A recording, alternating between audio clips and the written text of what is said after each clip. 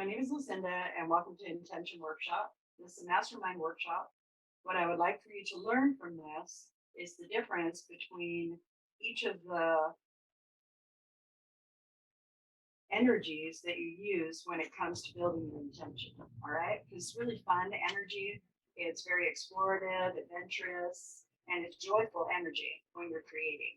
Okay, and the idea is to first define what it is that the words mean to you. So you have intention. What does that mean? You have inspiration, inclination. With those three words, you can build a desire. All right. So you just have to know what those vibrations mean to you. All right. Okay. So here we go. Woo!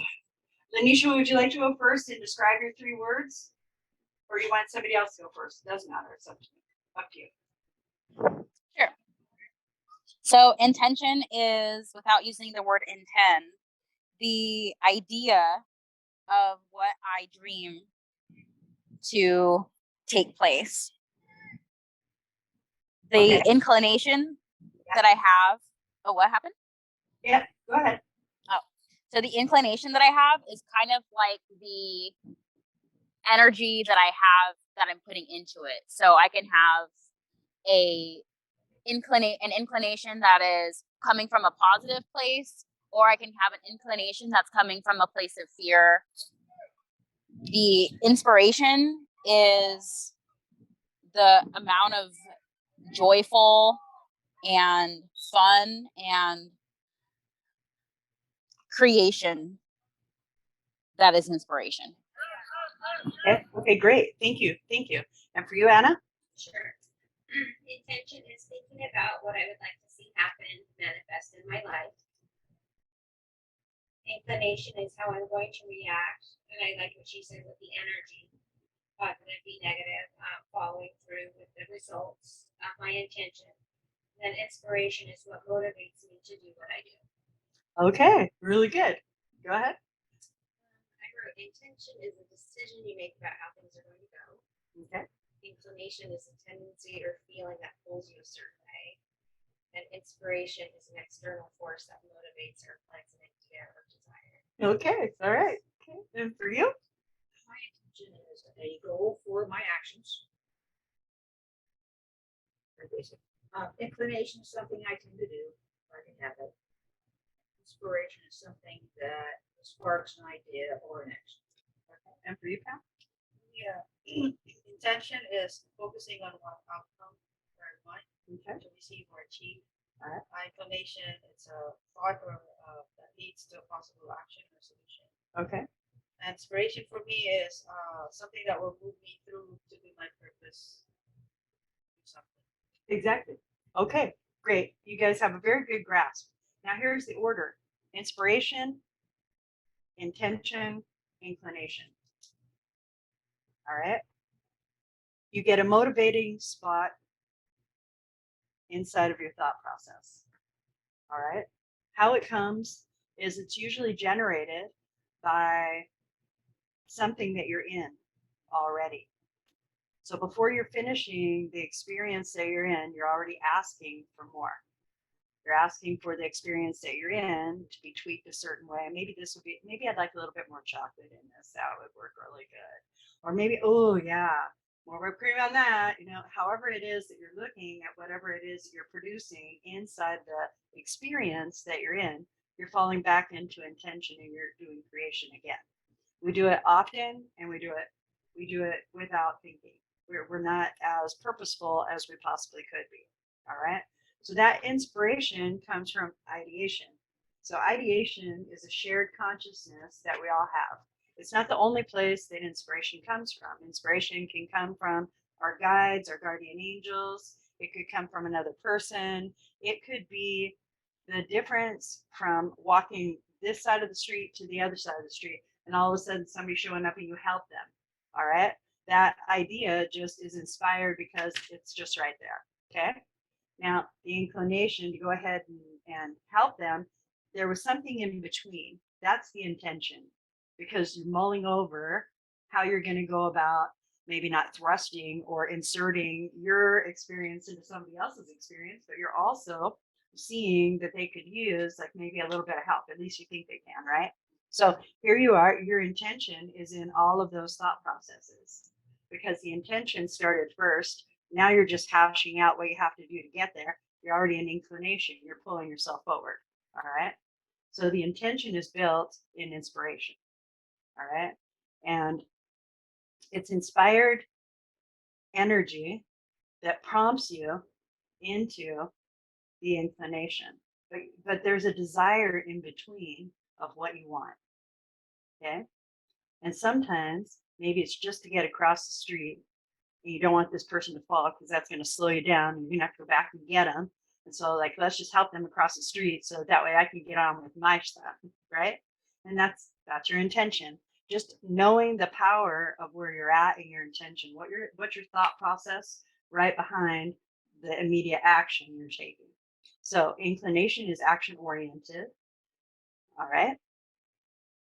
And intention is thought oriented. All right. Now, when you're in thought, you are already in receipt of the energy you want to work with. I want to really help you grasp that. Okay. I'm gonna say it several different ways. So because it's idea, thought, action. Okay. Idea, thought, action. And what that means is that you'll get an inspired idea. Okay. It's usually because you're in an experience. It's not always that, but you've usually had an experience to where, like, you see something coming up ahead, you're already reading that particular energy, and you're saying, well, I need to make my life a little bit easier in that situation, like getting old, I need a lot of money, that sort of thing. Right. I do that every day. Every day. It's another day, so I'm going to need another $50,000 to be able to like feel comfortable, at the end of my life. All right. Yep. Good. So we just decide on arbitrary numbers. The minute that I'm feeling my mortality, here's what we're doing. All right.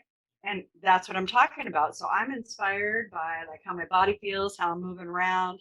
I'm also inspired by other people and ideas that they're going through and all of their experiences. So what inspires you, right? So now what you need to know is, what are your motivating factors, right? What really motivates you? So that way, when you get the inspiration, you know how you're connecting. Okay. Because you can be inspired by somebody dropping off a little puppy at your door and you not having room or enough money to take care of the dog, right? But you love the dog, so you're going to keep the dog, but you can't keep the dog. So now you're inspired to find something for the dog, right? Okay, so that's the situation showing up, but the idea is there already. And then you're intending to take care of the dog, and the action is to find a good home. All right, it's that quick every single time. So you're always in intention. So keep that in mind. So knowing your thoughts, seeing what your motivations are behind what it is that you're feeling led to do, right? That's going to be key because it's coming from your belief system as well. All right. There's a belief that maybe this would work better, or maybe this would make my life easier, or maybe this is more beneficial to the outcome of whatever it is that I desire. Okay. So in that, I didn't hear right now. There's a lot of spirit. Okay, so what we're going to do, the minute it gets really hot like that, there's a lot of spirit in the room. And that just like, I know that there's just, okay, what we're going to do is we're going to go through a couple of more, and then we're going to do a clearing. Okay, I'm going to teach you how to do a clearing so that way you can understand maybe where the point is for you, okay, where it all starts. So we went ahead and we went through ideation. You're learning what your motivations are, and you're starting to write those down. Okay, great. Now you're going to have, there's never one facet for motivation. There just isn't. You might pick one out and say, oh yeah, this is my focus. This is why I'm doing that. No, you have to go to birth if you're going to do that.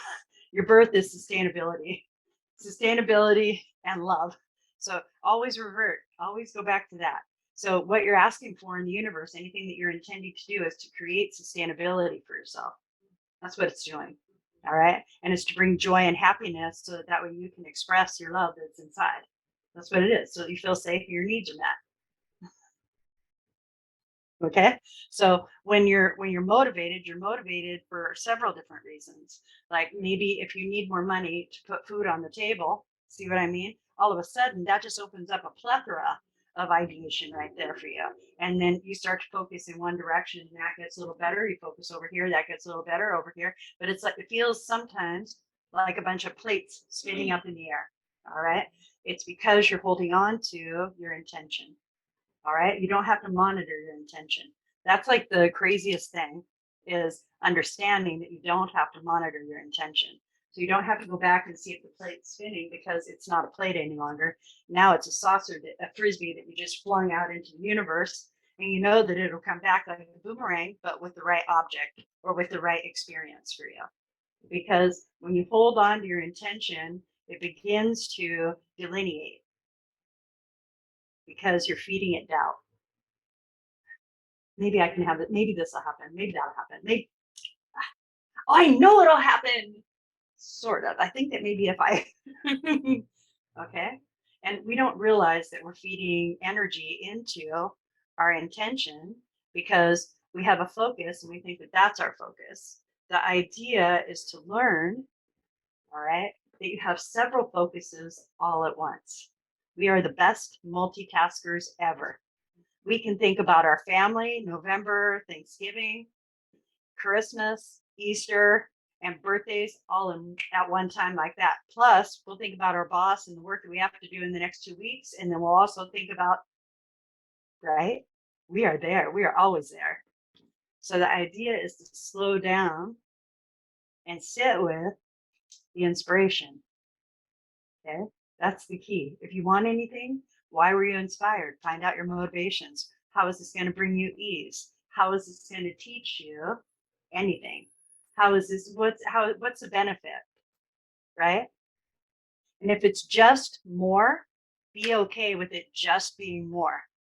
Understand that. So if you have enough living expenses, all right, and we have a tendency as society to think that, see, so this in our intention, it's thoughts, all right?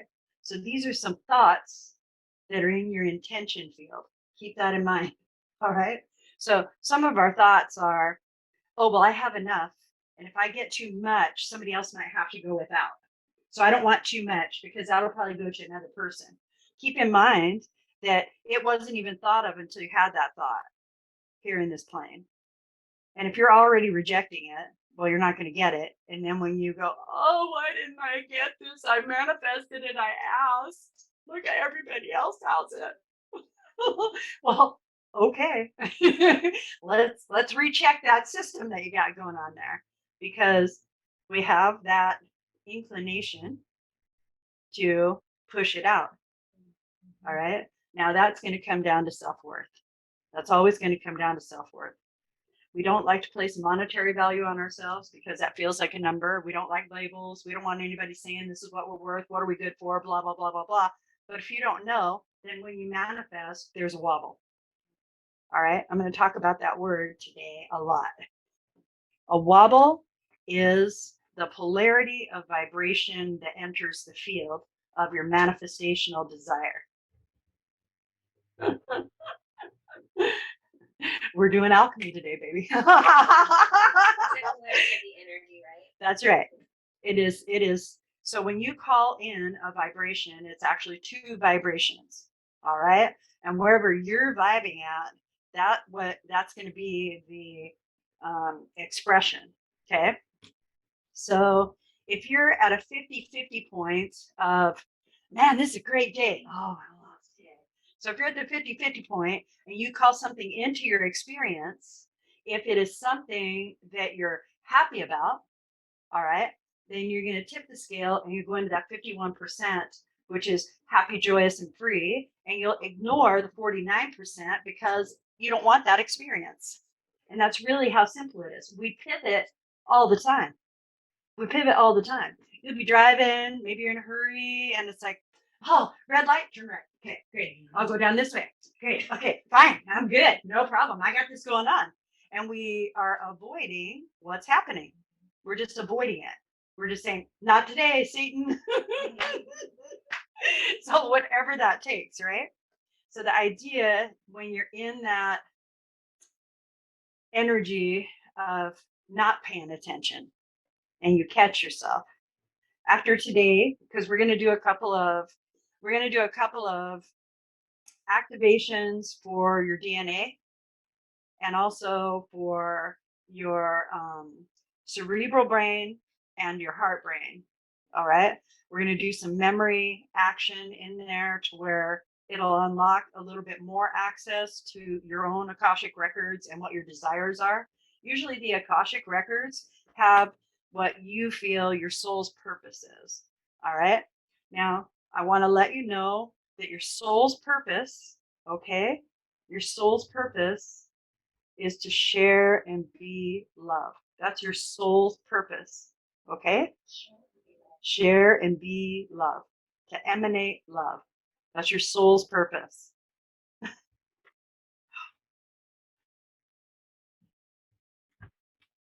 But when you brought that up about the Akashic records, so Mhm. when you put up those records from your Akashic records, Mhm. it's about that soul's purpose.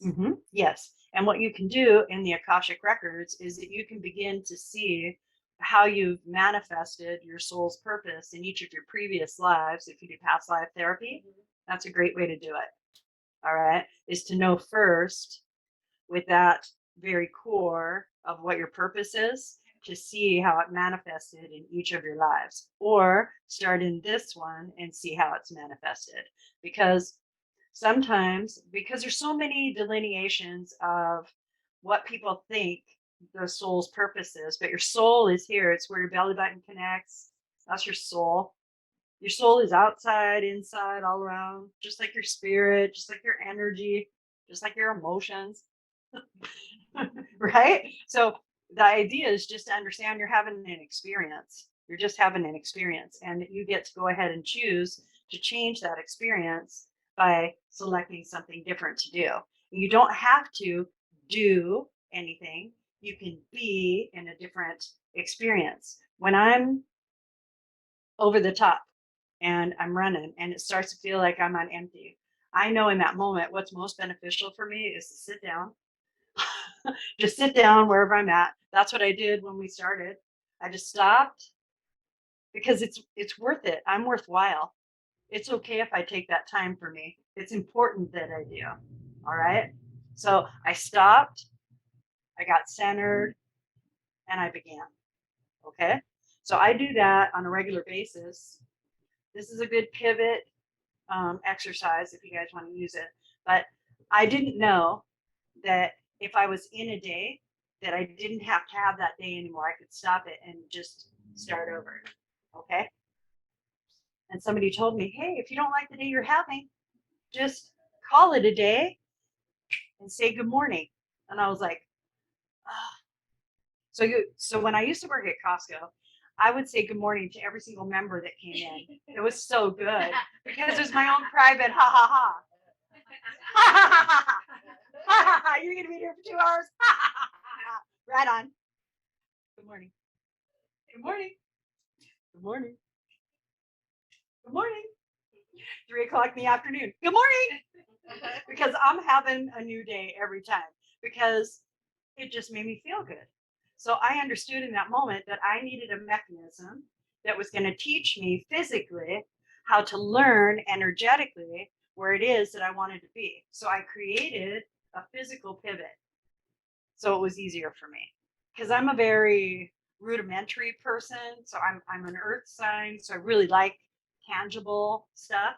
So that's one. Okay. And the next is learning your emotions. Where are we at? Are we in inspiration still? Think so? I think we are. Was it wobble? Okay, that's okay. Yeah, so I think we're still in inspiration. We haven't moved to intention yet. So that's good. Okay, so in inspiration, right? When you're inspired, there is a little sensation or an impression that you get. It's either in your mind or in your heart, in your body somewhere, but there's a little zhuzh that comes through. You need to know what that zhuzh is. What emotion is that you've just attached to that new idea? What is that? Is that excitement? Is that enthusiasm? Is that dread? Right? Oh, I have to do the laundry. Where are you at with that one? Oh, that ironing. Oh, this, oh, that, right? Or I'm gonna go to the beach today. I'm gonna have a good day. I'm gonna go do this. Good morning. Like, right? So knowing what your emotion is that you're attaching to the inspiration is key because you can call up any emotion you want at the drop of a hat. We're the only species on the planet that can do that. I can't say it enough. I just can't say it enough. We have a DNA code strand that's in our body, our physical body, that allows us to process our emotions. All right. And process and choose our emotional well-being. Okay. So when we're choosing a vibration that's slower, it means that there's things for us to process. All right. So if you're choosing anger, which is a slower, denser energy, because it takes you longer to get through something when you're angry. Think about it, right? So when you're choosing that emotion and you're working with it and you're moving through the object, there's a very intense focus in that moment. All right. That particular focus, all right, is the same focus that you use for everything in the moment of the ask. Okay. So that's the secret. I'm so excited. All right. So now we have inspiration down pretty much, right? You can be inspired by spirit, you can be inspired by circumstance, experience, hurt people, places, things, but you know that that comes in and it comes from ideation. All right. So depending on everybody good on inspiration? You got it? Yeah. Do you need anything else? Okay. I don't want you to like undo your thing unless you have a question. If you have a question, jump right in and I'll be with you. Okay, Lanisha, thank you. All right. Okay, so now we've done inspiration. All right. So when you go back, journal what you're inspired to do in the morning. What are you inspired to do? All right. When you journal your inspirations, you can go back and pick one or two of them and work with them and create an intention behind them. You don't have to do them all at once. But once you start putting them down, you'll be like, oh man, these ideas are awesome. And you're in the field of possibilities. So when you're in the field of possibilities, anything is possible. Anything is possible. When you're in that energy, manifestation is like going to happen just like this. Yes. So, okay, so with the journaling your inspiration to create the intention.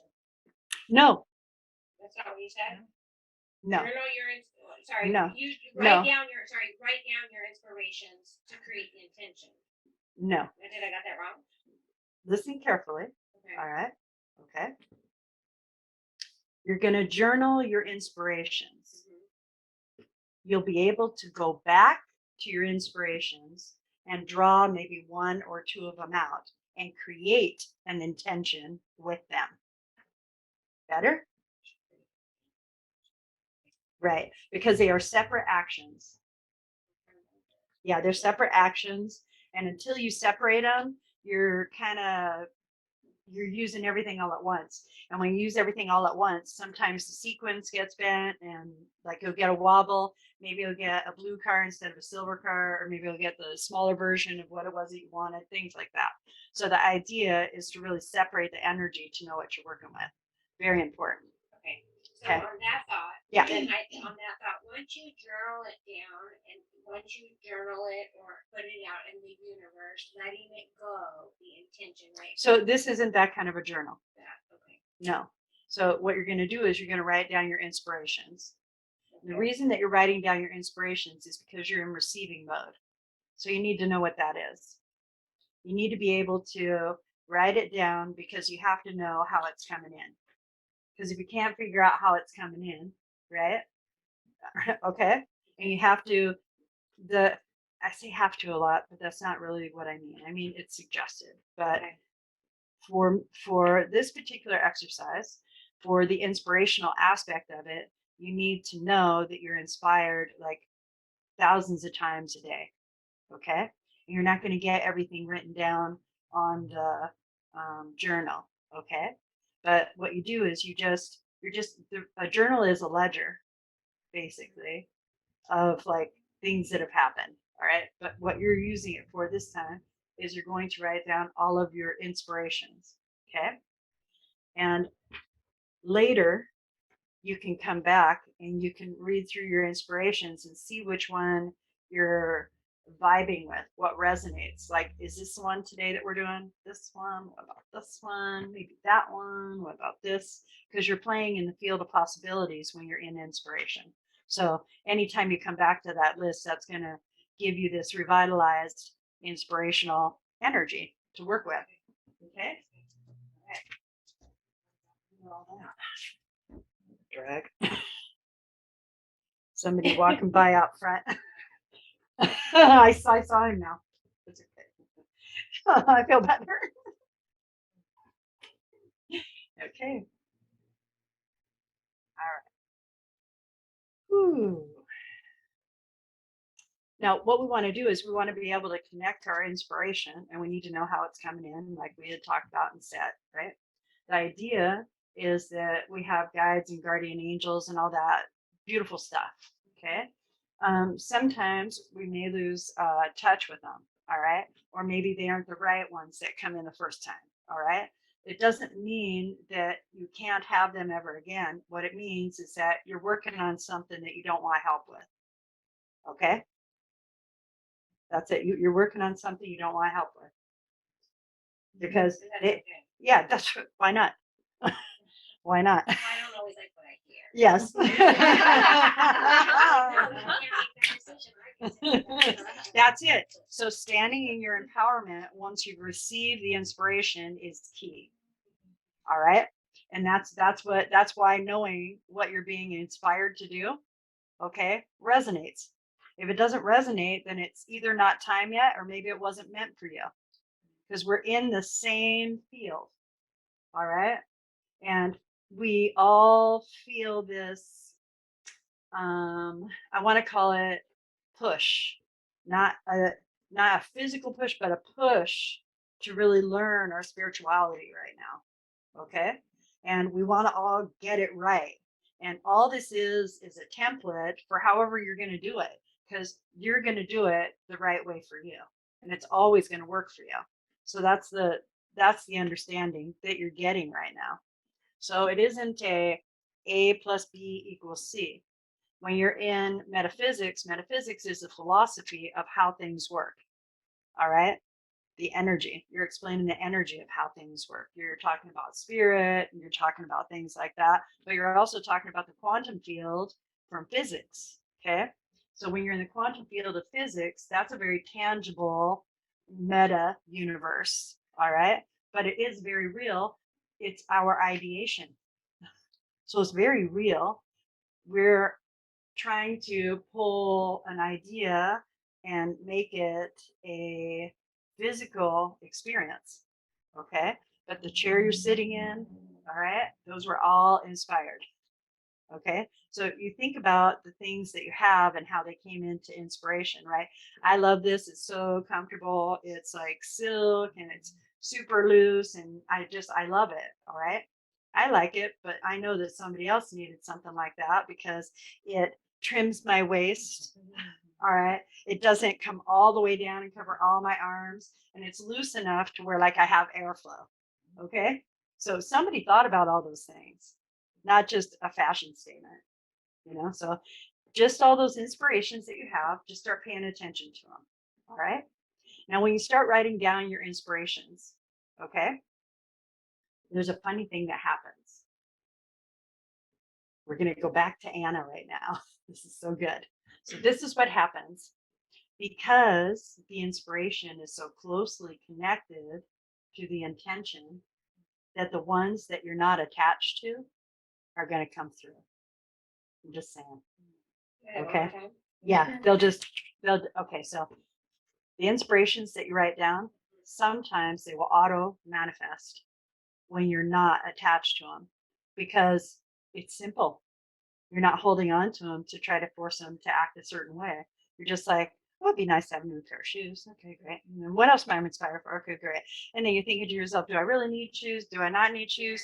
And then you're like, I don't care about the shoes. And then the shoes show up. Okay, that's the process. Is that once you finally let go and you hit that surrender and release. But if you're writing down a bunch of inspirations, you're not going to get to all those inspirations. So what's going to happen is that those inspirations that you're not attached to are going to start coming through. So that's a win for you. All right. Okay. How do we build an intention? How do you build an intention when you're, because like right now you guys just went into that energy. I asked a question and you entered it on purpose. Get it? So you entered an energy on purpose. Your intention was to figure out how you set an intention. So what you actually did was you made a determination to take action. All right? But you know that the action requires a prepaving of thought. So now you have to think about how you want that inspiration to show up. Right? So you go back to the inspiration. You go back to ideation. And now you call up an emotion. What emotion do you think you're going to have when you manifest that experience that's in front of you that you'd like to have? What are the emotions that you're going to have? Right? So you sit with those emotions. You can call those emotions in because you've had the experience or you have a thought of how it should feel to you. You really do need to get into the feely aspect of who you are. All right. If you're not in the feely aspect of who you are, then you're only showing up about 50%, 60% in your life. If you can get into your feels and into your head at the same time through heart brain coherence, then you'll be set. So today what we're going to do is we're going to do just that. All right. But first we're going to go through intention real fast. So intention is the key that unlocks the non-physical.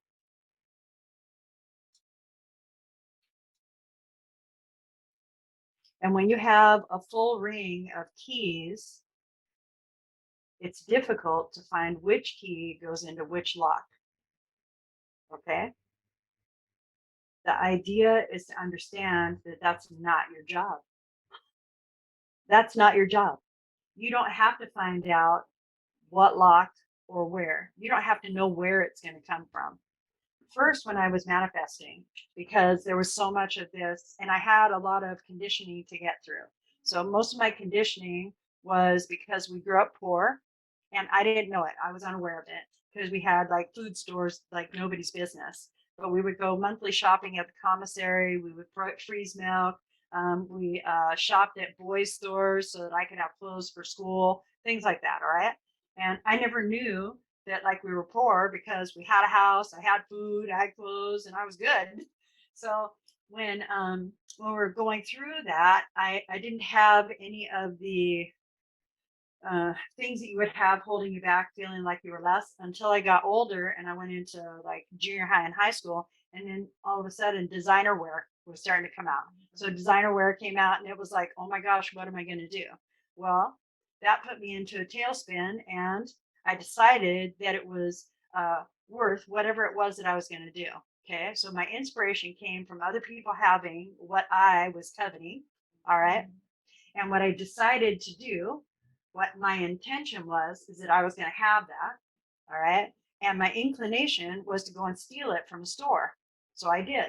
And I was very successful for a very long time. And I thought it was really, really funny. And then one day I got caught.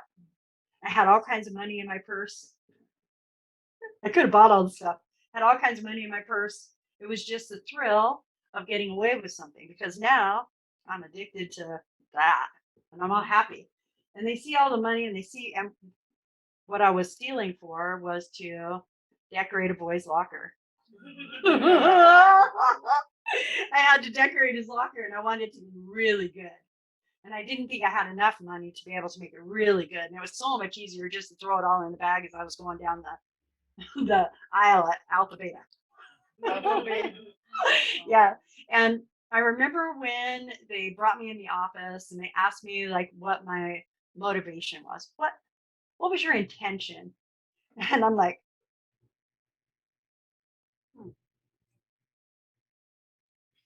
my intention was to not pay for it, but receive the goods.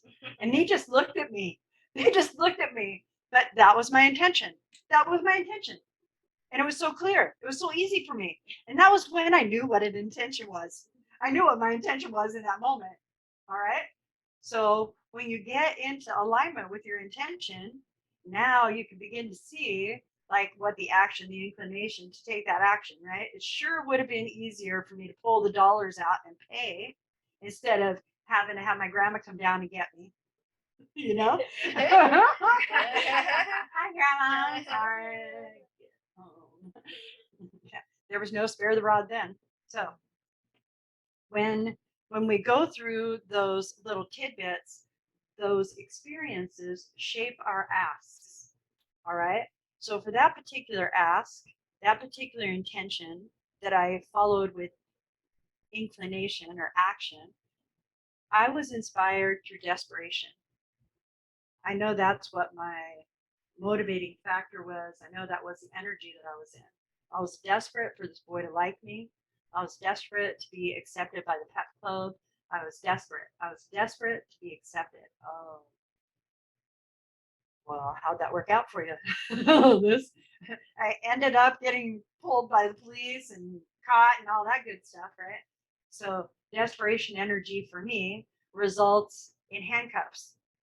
That's how desperation energy is for me. So I try not to get into desperation energy. It doesn't mean that I don't go there because I get desperate a lot of times. And it isn't you're never going to be able to sustain a note forever. Okay?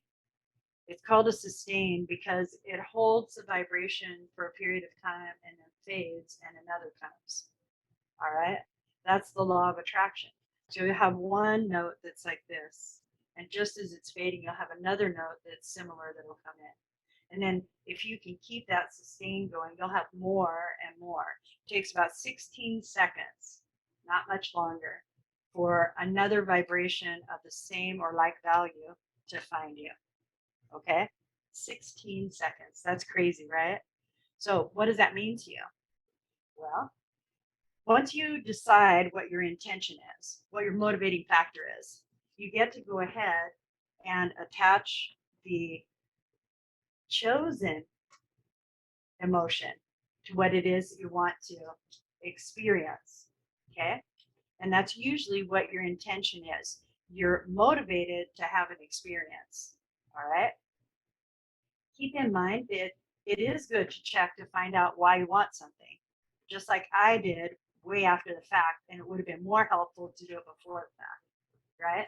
So if you can check the reason that you want something, and you'll drill down, okay, because it's usually a core value that's from like the beginning of you, okay, and it's because you're wanting to experience something to have this expansion.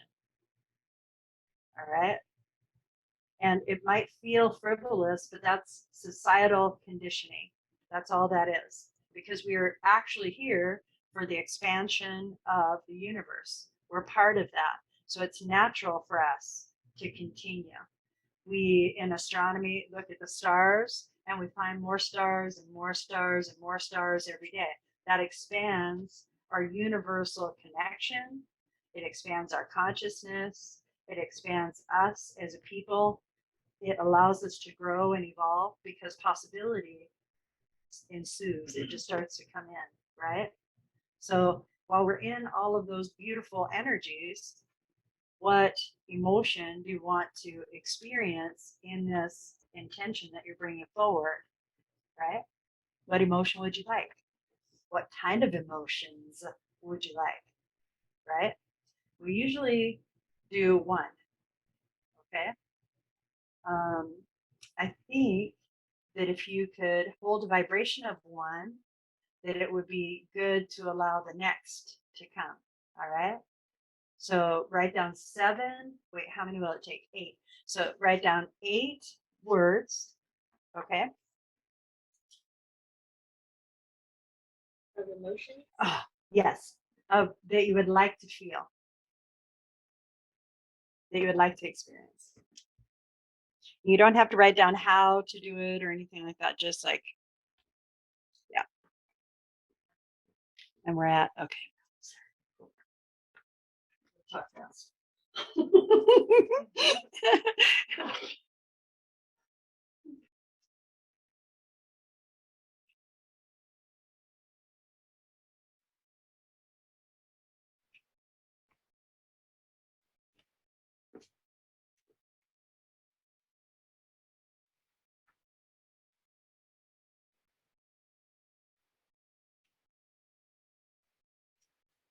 Okay.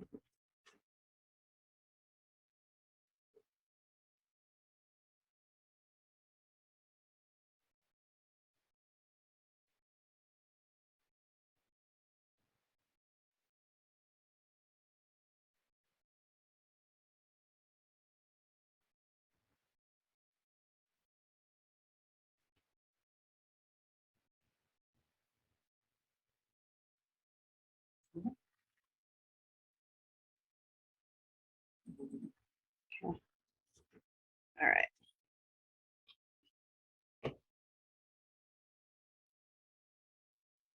I guess that's one, huh? So do you guys have all the juicy emotions that you want to have? Yeah. All right. So those are like your best emotions, the ones that you want to feel often. I'm pretty flat. I must be like no pulse. No 7 emotions? No, I guess I'm like, I'm neither or something.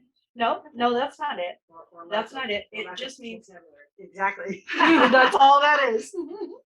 That's all that is. So you have an extreme vocabulary. So that's what I would call it. All right. So your extreme vocabulary will list happy, sad, anger, pleasure, joy, gratitude.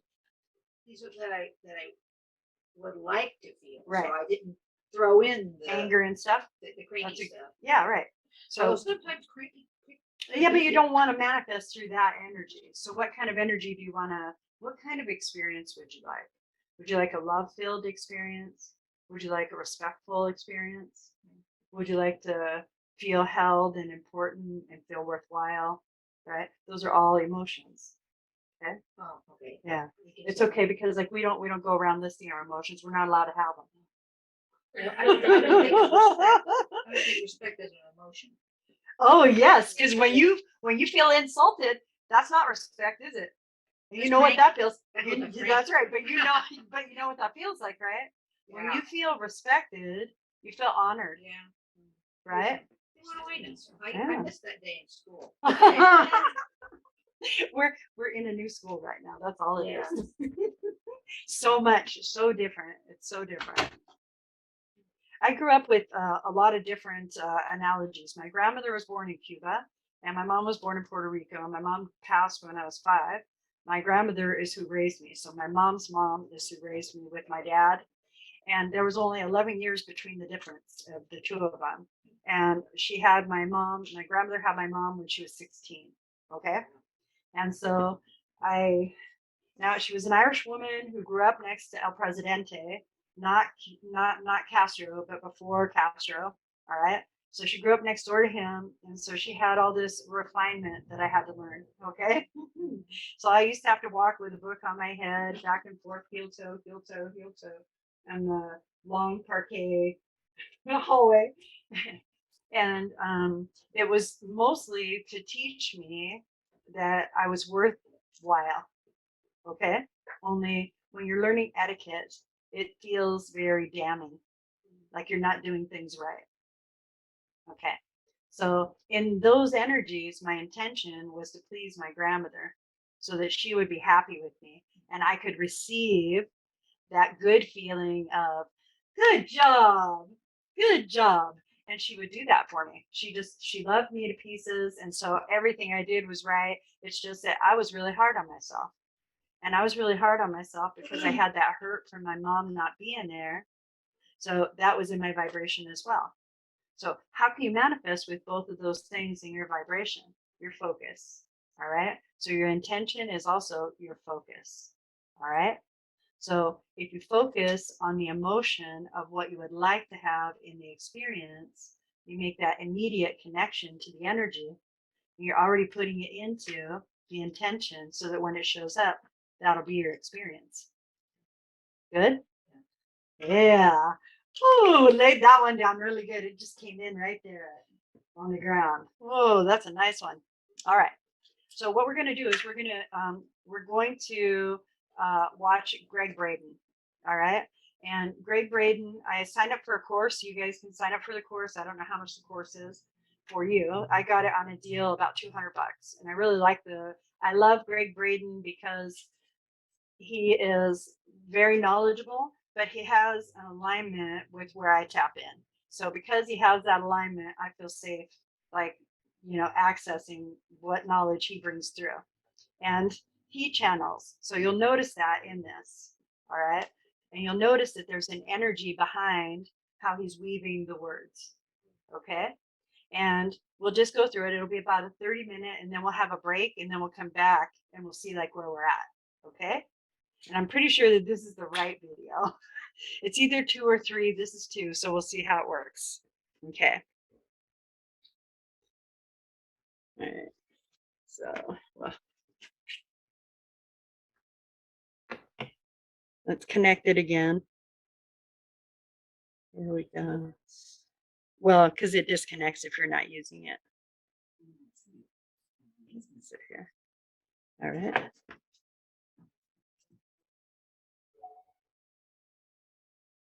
You have to tell me if it's too loud. Can you see that okay?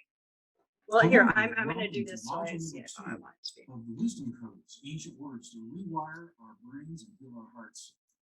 Before we begin in this module, I just want to take a moment and a very special thanks to the organization that is making all this possible. It is the Unity organization, Y-O-U-N-I-T-Y.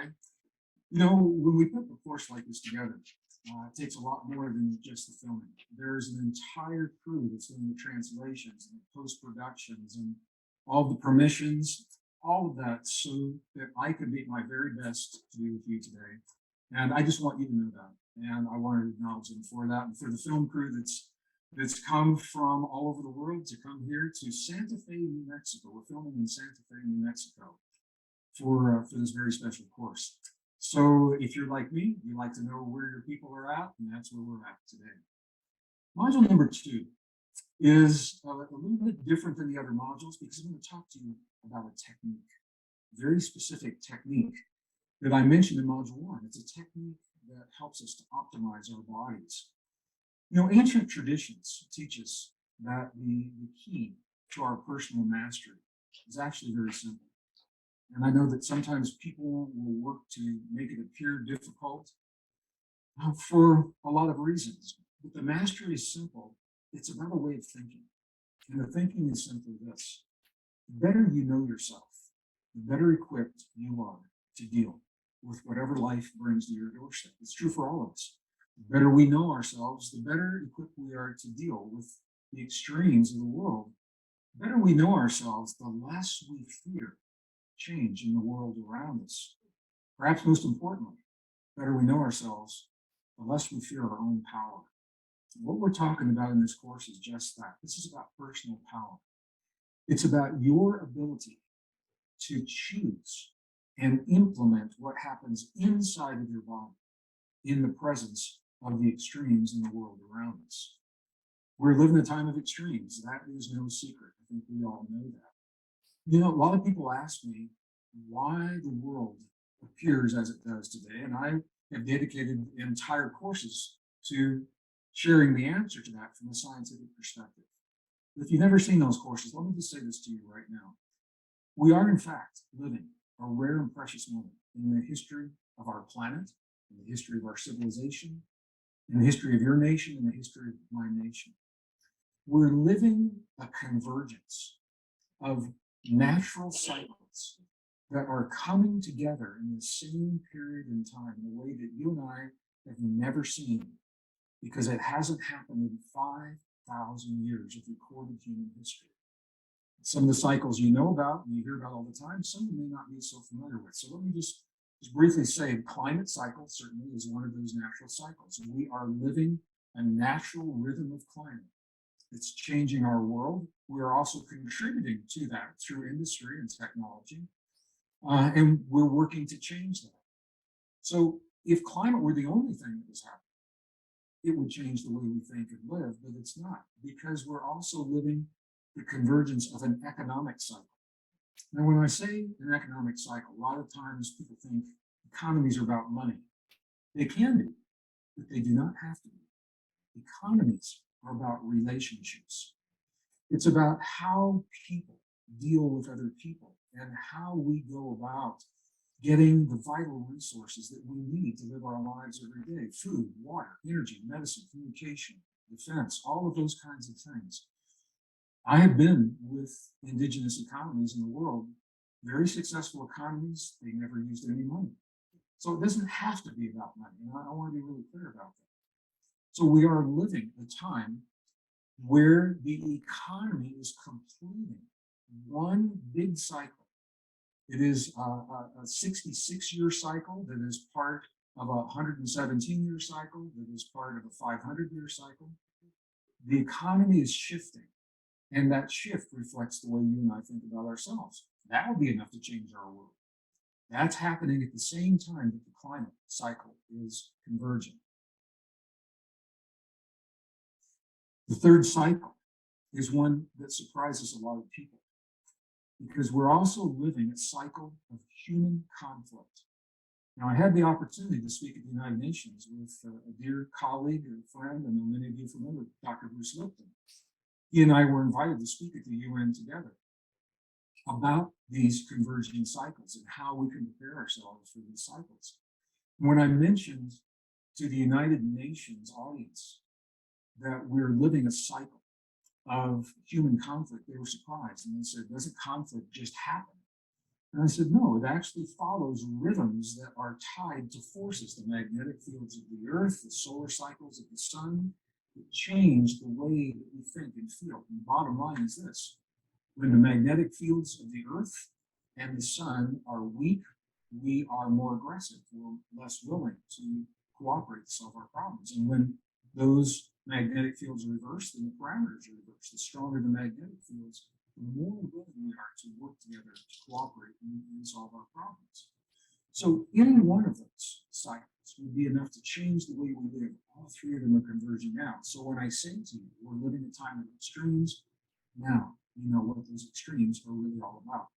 For more information on those, please go to my website. You can see entire seminars based upon these cycles. But it sets the stage for where you and I are right now, with the wisdom codes, the word codes that we're using that help us to change the way we respond to what's happening in our lives and in our world. So the better we know ourselves, the better equipped we are to deal with all of this. And let me just give you an example of why this is. If you were educated and if you work in a Western society, as I do, we were steeped in a story. We are conditioned to hinge our sense of well-being on the world around us, on an external world. We're conditioned to respond to what the world gives us to respond to. And that's very different than choosing how you want to be emotionally, how you want to position yourself emotionally each day of your life. So if you come home from work and your investments are doing well, your stock market investments are doing well, your kids' education is secure, your retirement is secure, your government is secure, The stores are open. Everybody has the supply chains and everything they need. The world looks good. You say, huh, I'm having a good day. But if one of those things changes, which is precisely what's happening in our lives right now, supply chains are uncertain. Governments are changing. The restrictions and the requirements that are being asked of us on a daily basis are changing. If you place your sense of well-being on that world out there, it can be very confusing. So this is why I say to you, the better you know yourself, the less you rely on the outer world for balance, the less you rely on the outer world for your sense of well-being, the healthier you're going to be, the happier you're going to be. The better you can serve your family, the better you can serve your community. Perhaps most importantly, the greater the mastery you will have created for yourself. This is important, and I think this is really important for all of us, because, as I said, this is no ordinary time in history. So as we begin to think about what the changes mean in our lives, we know we can't stop the change, and sometimes we wouldn't want to. As I mentioned, there's a lot of really good changes happening in the world as well. But determining how we respond, this is what's up for all of us right now. We can always use a little love. We can always use a little support. We can always use a little help. And this is where the wisdom curves come in. This is why they're so important. Because I want you to know, this is my course. I built this course. I designed it. I've chosen each of the wisdom codes very, very specifically because I feel they are going to help you in this time of extremes to change the way you respond to the world. So what I'm going to invite you to do, when you have this course under your belt, once you've experienced these, I'm going to invite you in times of need. We all have times where we feel like we need some support, feel like we need a little protection, or we need to feel differently about what's happening in our lives. And we invite you to come to the modules of this course, or if you want to go to the physical book, go to the book, go to the table of contents, and select the wisdom code that speaks to you in that moment. And through the process that we're about to embrace right now, you will have a very good understanding of how to apply that wisdom code in your lives. So in this module, I'm going to share with you 4 steps of an ancient, and it's a time-tested technique. It's a technique that has been used and known in indigenous traditions for thousands of years, but only recently have the principles of this technique been confirmed and borne out under scientific laboratory conditions. So what that means is that we get to determine what works the best and to do more of that, and the things that don't work, maybe do a little bit less of it right now. The technique that I'm going to share with you, really exciting. It all begins in 1991 with a discovery that surprised the medical community, surprised the scientific community, and it's the foundation of what sets you apart from all other forms of life in the world today. 1991, there was the discovery of about 40,000 specialized cells in the human heart. Now, they'd always been there, obviously. They were simply recognized in 1991. They're called sensory neurites. They're essentially brain-like cells, but they're not in the brain. They're in the heart. And they function in the heart very similar to the way that these neurons function in the brain itself. Now, on your screen, what you're seeing right now, 2 things. What you see on the right-hand side of your screen, you're actually looking at the neurons. This is what they look like. And I put these here because I want you to see that this is real. This isn't a metaphor. It's not make-believe. It's not new thought thinking.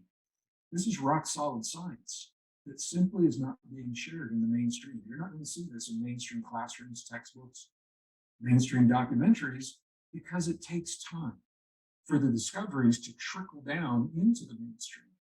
Yet we can use these discoveries right now in our lives for the reasons that we're talking about now, to help empower us. The better you know yourself, the better equipped you are to deal with change in your life. And this is a key component of empowering yourself in the change. Now, on the left side of your screen is a schematic diagram of the human heart. And if you look closely, all those little light dots that you see, the light colored dots, those are the sensory neurites.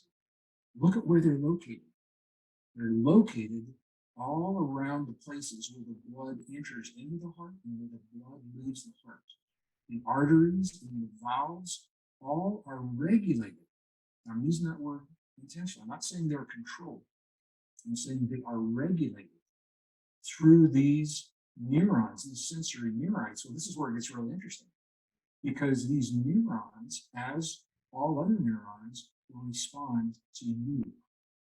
They respond to your perceptions, the way you feel about your relationship to the world. Do you feel safe? Do you feel threatened?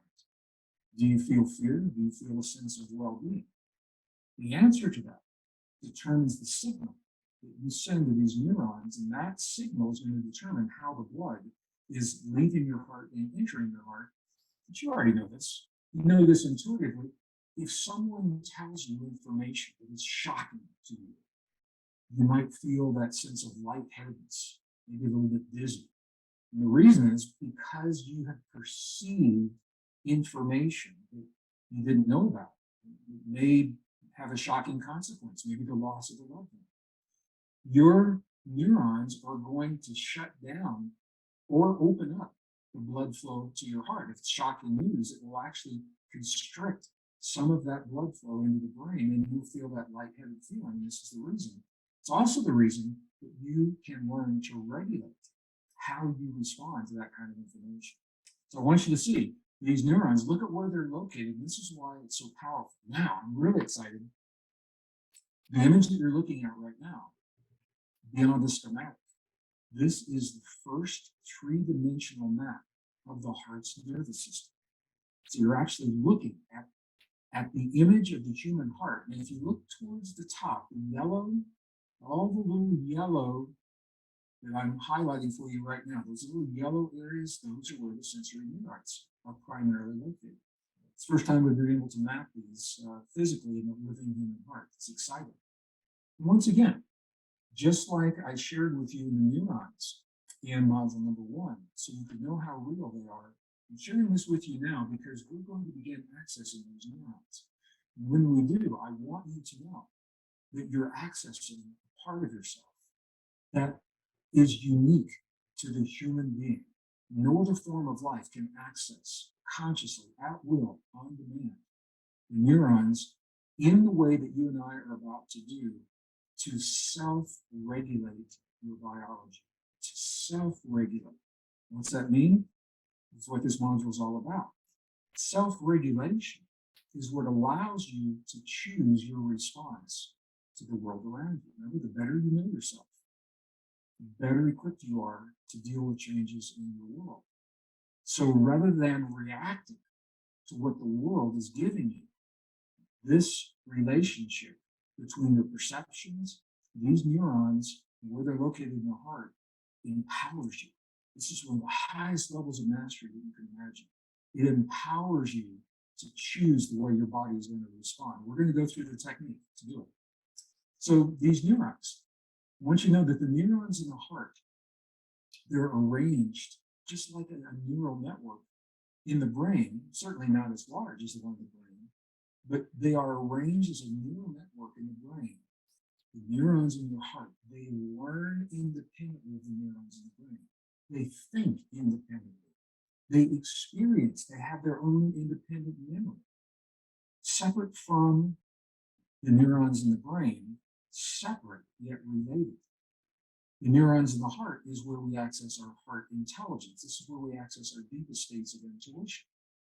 So what this says to you is every experience that you'll ever have in your life, you're essentially you're having it in two places. You're having it in your brain, you're having it in your heart. So what this says to you is that for every experience you will ever have in your life, the greatest joys, the deepest sorrows, the greatest suffering, and the greatest states of ecstasy, you're experiencing them in two places, in the neural network of the brain and the neural network of the heart. Now, if your experiences are joyous experiences, then rarely is there any problem. You rarely hear people say, you know, God, I'm having so much joy in my life. I need to reel it in. You know, they don't go to a therapist to reel in the joy that they're having in their lives. We all have trauma. from time to time. Different kinds of trauma for different people. When we have that trauma, it is experienced in two different places, in the cranial brain and in the neural network of the heart as well. And this is the reason it's important to access both of these networks for our healing when it comes to resolving what those traumas have meant in our lives. And the technique that we're about to experience is one of the techniques to do just that. Now, I want you to know that the technique that we're going to use, it has so many functions, and I'm going to zero in on a specific function that serves us for the wisdom codes, but I'm also going to share with you that there are many other aspects of this technique that can serve you in really, really beautiful, very powerful ways. I'm going to begin talking about what we call a soft technology. When people think about technology, they usually think about computers, wires, chips, chemicals. You and I, we are a soft technology. We're not computer chips and wires and chemicals. We're neurons, cell membranes, ion fluids moving the potential across cell walls. That is a soft technology, a highly advanced, technologically sophisticated soft technology. You and I have the ability to do something that no other form of life can do. And that's what I want to say to you. I want to share this with you right now. Because we have a neural network in the brain, we have a neural network in the heart, two separate organs, but look at this, we're the only form of life that can harmonize two organs into a single potent system in our lives. We can harmonize that neural network in the heart and the brain, bring the network, the neural networks together to serve us in a way that no other form of life can do at will, on demand, consciously, when they choose. Wow, that is what makes you such a very powerful being. This is one of your highest levels of mastery, is the ability to do this.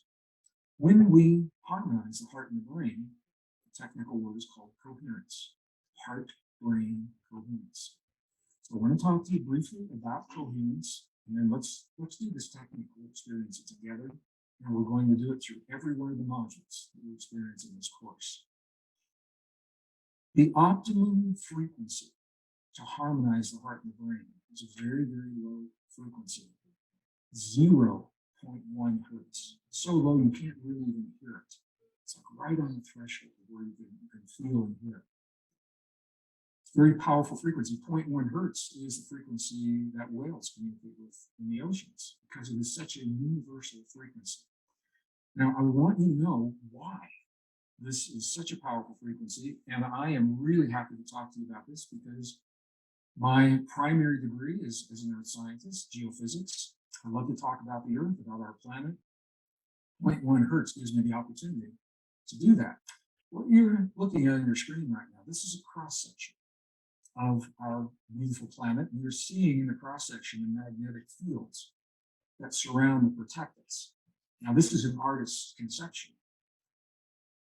The next image you see, this one here, is actually a NASA image from a satellite in space looking back on the planet. So Earth is the ball, obviously, the dark ball in the center. And the magnetic fields, the multiple layered magnetic fields, are surrounding our planet. But if you look closely, what you're seeing on the left-hand side of the screen, you're seeing those magnetic fields are deformed. They're flattened. And the reason is because the sun, the energy from the sun is coming from the left-hand side of your screen, 93 million miles across space. The energy from the sun, the solar wind, the plasma, it's pushing against those magnetic fields. It's deforming those magnetic fields as they protect us and our planet. It is also doing something else. If you look closely, there's not one field. There are many, many different fields within the field.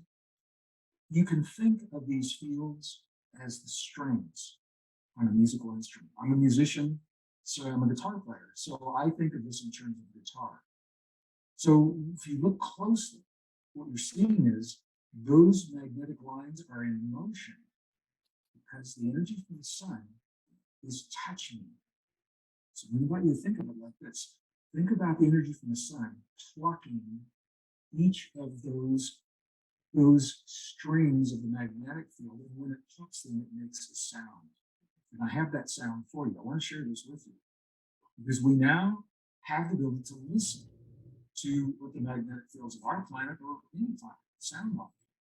It may surprise you. A lot of people, when they think about the magnetic fields, they think it's going to be like this angelic, very high-pitched, soft sound. It's not what this is. It is a deep, resonant, intense sound. Let me play this for you because I want you to listen. It is sounds within sounds, harmonics that are happening. And we'll talk about that in just a little bit. So the next image, this is what this sound actually sounds like. I want you to hear this. And I'm going to bring it up for you gradually.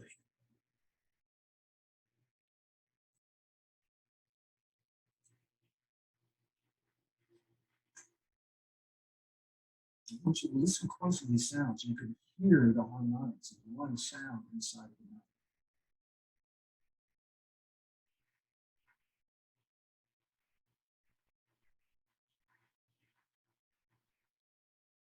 Pretty amazing, huh? So what this says to us is that these fields, once again, I want you to know this is real. You are actually tapping into these fields in a very profound way. And that's the next thing I want to share with you before we have the actual technique and the experience. I don't want this to be technical, but I want you to see the chart you're seeing. It's called Earth's Magnetic Field Line Resonance Frequencies. All I want you to know is this. Look at the first spike you see on that chart. And if you look at the axis on the bottom, it's not 0, it's not 0.2. Guess where that spike is? Just take a wild guess. Where do you think that spike is? You guess 0.1, you're right on. And if that number looks familiar, it should, because that is precisely the frequency that optimizes the relationship between the heart and the brain. 0.1 hertz. Why am I saying this to you? Saying this because when you harmonize your heart and your brain together, not only are you harmonizing the heart and the brain and the systems of the body, look at this, you're harmonizing your entire body to the fundamental frequency of the magnetic field of the planet you live on. Wow, what a powerful thing to do. You're bringing your body and all the systems of your body into alignment with the magnetic field of this planet. That's a powerful thing to do. This is where your healing begins. This is where your healing begins. There's a very good reason for this, because not only are you optimizing and aligning the heart and the brain, look at the chart on your screen right now. This is an amazing chart. If you can't read it, don't worry, because neither can anyone else. This is a chart of the metabolic pathways in the human body. And what it says to you is everything is connected to everything else. Everything in the body is connected to everything else.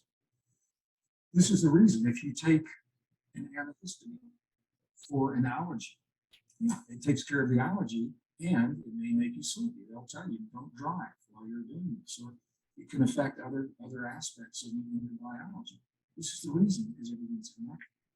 Well, this connection is good news, because what it means is when you harmonize the heart and the brain, that harmony is not limited to the heart and the brain. This chart tells you. It now is extended to every organ in the body, all the systems in the body, the reproductive systems, the respiratory systems, the cardiovascular systems, the neural networks, everything is harmonized, optimized. Think of it like this. When you use the technique we're about to use, it's like saying to your body, all systems are go.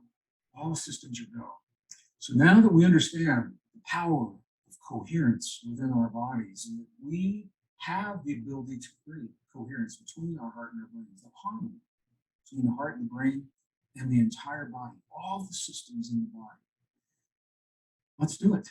Let's do this technique. This is my favorite slide. I'm going to play just a little music in the background, just to average out any other sounds that might be happening around us.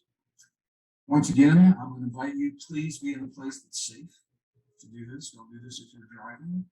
If you haven't done so already, I'm going to invite you to close your eyes. Allow your awareness to move from your thinking mind into your feeling heart. I'm going to do the same thing right here, because we're in this together. So allow your awareness to move from your mind to your heart what our ancestors have told us and what they teach in their traditions.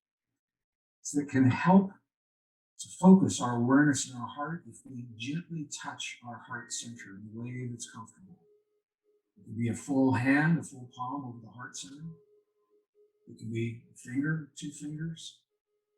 In the Buddhist tradition, they create a prayer mudra and nestle that mudra gently into the hollow of the chest. Whatever feels appropriate, whatever feels right for you. I invite you to gently touch your heart center and allow your awareness to go to the place where you feel that touch. This is the first step.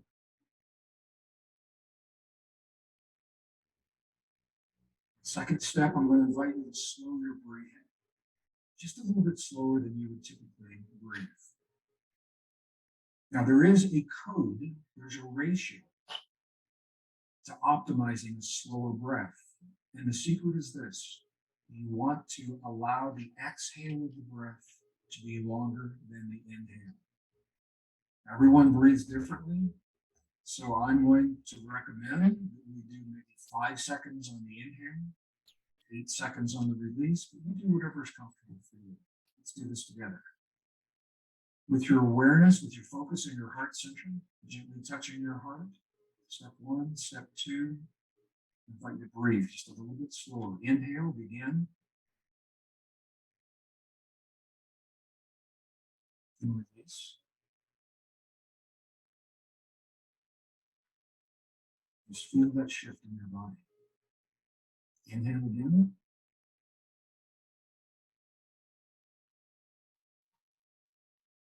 And release.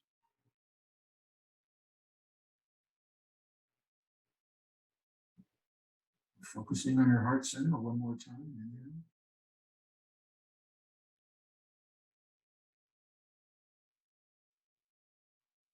And release.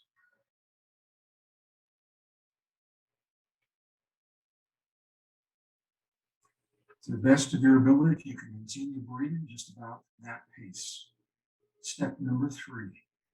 So I'm going to invite you to have a feeling, positive, life-affirming, uplifting feeling in your body. And while there are many feelings that may work for simplicity, for continuity, I'm going to invite you to feel gratitude. Gratitude works pretty much all the time for everyone, and the scientists have shown us that it's almost universal. When we feel that gratitude, and we say thank you for the good things in my life, for my family, for my community, for my health, for my healing, that feeling is what triggers the coherence between the heart and the brain. So while you focus on your heart and continue slow breath, to the best of your ability, feel that feeling of gratitude. And I'm going to do the same right now.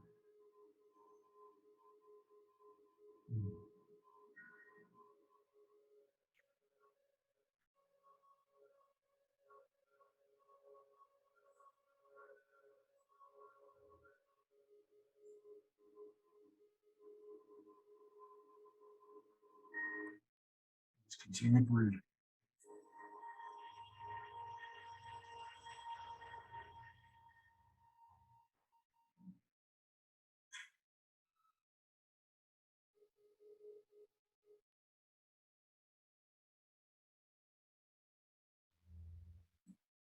With one more breath, I'm going to invite you to inhale. And as you release that breath, you begin to open your eyes, become present in the place that you created for yourself. Please don't be deceived by the simplicity of what we've just done. What the science shows us is that these 3 simple steps have been refined from thousands of years of experience, of human experience, of learning how to set this process in our bodies. From only 3 minutes of this technique, we reduce our cortisol levels, the stress hormones, about 23% in the body. We elevate DHEA, the precursor to all the hormones in our body, 100%. Just in 3 minutes of doing what we're doing. And we optimize this relationship between the heart and the brain. This is the place where you want to now insert the word codes. So that's what we're going to do. This brings an end to this module, to module number 2. With the completion of this module, you've got an understanding of how this heart-brain harmony works, why it works, how we're accessing these neurons, why it's important to do this. This is the technique we're going to use to implement all of the word codes throughout the rest of the course. Module number 3, we're going to begin with the word codes for strength. The strength that comes from ancient Hindu Vedas and North American Navajo traditions. And we will have the opportunity to implement that strength in our lives using the technique that you have just used. So once again, I want to thank you for sharing part of your day with me today.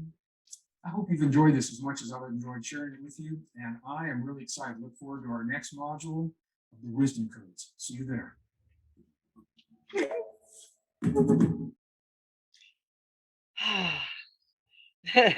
All right. So what we'll do is we'll take a brief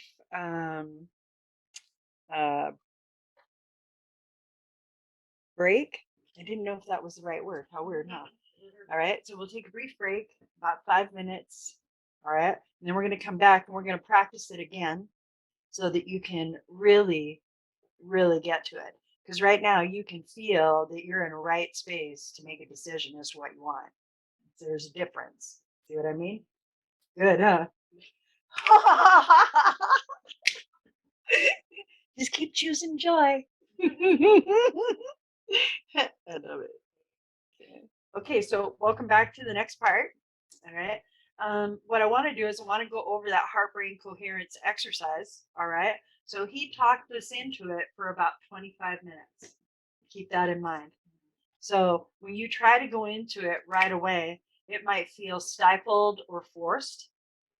So you have to ease yourself into it, because what you're doing is you're softening your energy to move into a state of allowance. And that's why you feel the way you do. You're in a state of allowance. All right. So if you ask from that state, the response is almost immediate. To get back to that state, gratitude is a really, really good hyperlink. Okay. If you feel that you're in your head an awful lot about gratitude, I'll invite you to go ahead and turn it into a feeling. All right. Because you get to choose how that feels and hits your body, how it expands and supports what gratitude means to you, because that's what we're defining. I'll use words, but you're still going to define what it means to you, because that's how it impacts you. All right. That's the key, is that I can give you all the words, but if you don't have an emotion with those words, then it's only going to be working at half capacity. All right. So we saw that right here, right now, super succinct, right? Oh, that just makes me so happy, because that means that I've done it right. That's how it feels. I've done it right. Okay. I accomplished what I wanted to. Oh, wait. My intention has come through. That's good. Okay. Now we're in intention. We're in the subject of intention. We've done the inspiration. All right. We have an idea of what the inclination is. All right. That's the action that's oriented behind the prompting. Okay. So you're solid on that. Everybody wants to get to that. All right. Put a 0 by it. Put the number 0 by inclination. Your first motivation in your inclination is to do nothing. Do nothing.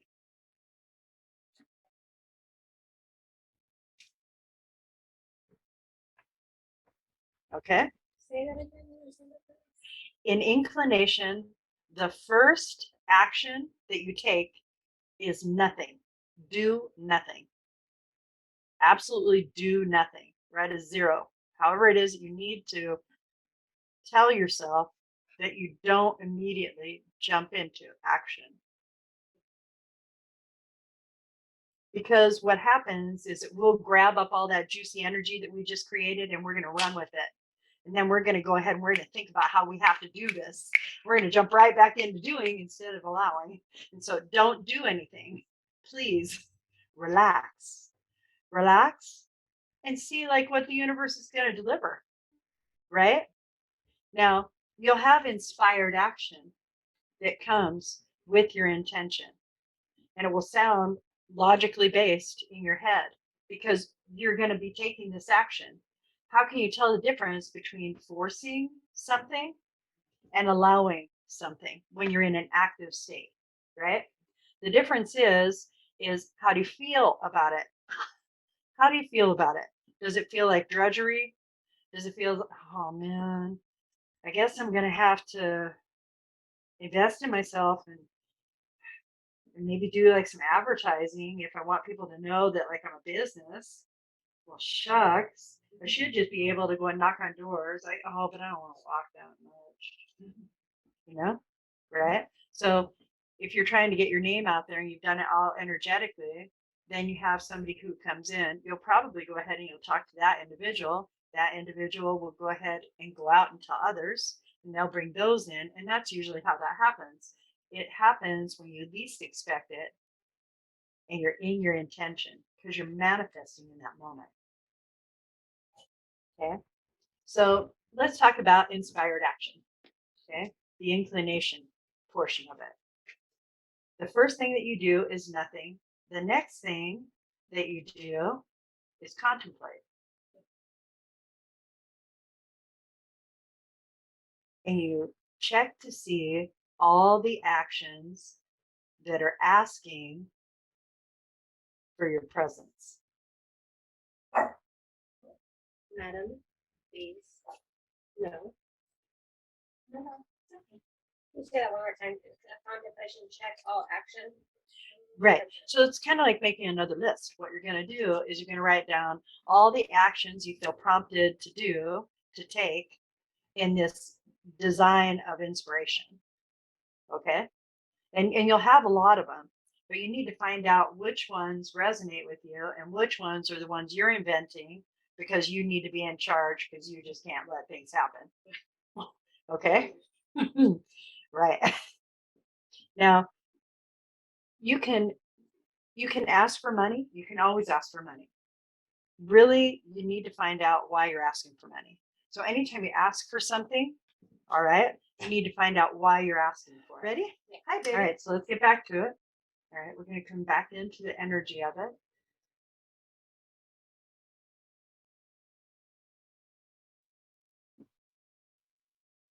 Perfect. Okay. So now that you're back in that energy of the intention, right? And we're moving into inclination about the action that we don't take. All right. What we want to do is want to know what's inspired. And you're going to have to use your intuition to find out which is inspired. Remember, he said that your most intuitive space is your heart. Okay. So that's why the heart brain coherence is so important. All right. Understanding that your feelings and your emotions describe your experience that you're in, but also the experience that you wish to have, right?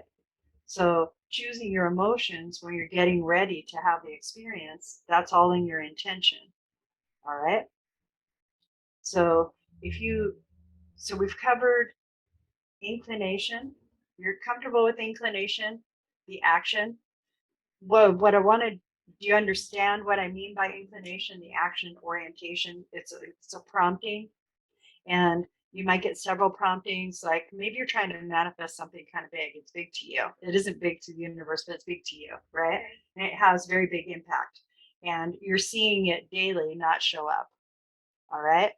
When you see it daily not show up, we have a tendency to stir the pot because we think that that's going to do it, but we're feeding it doubt.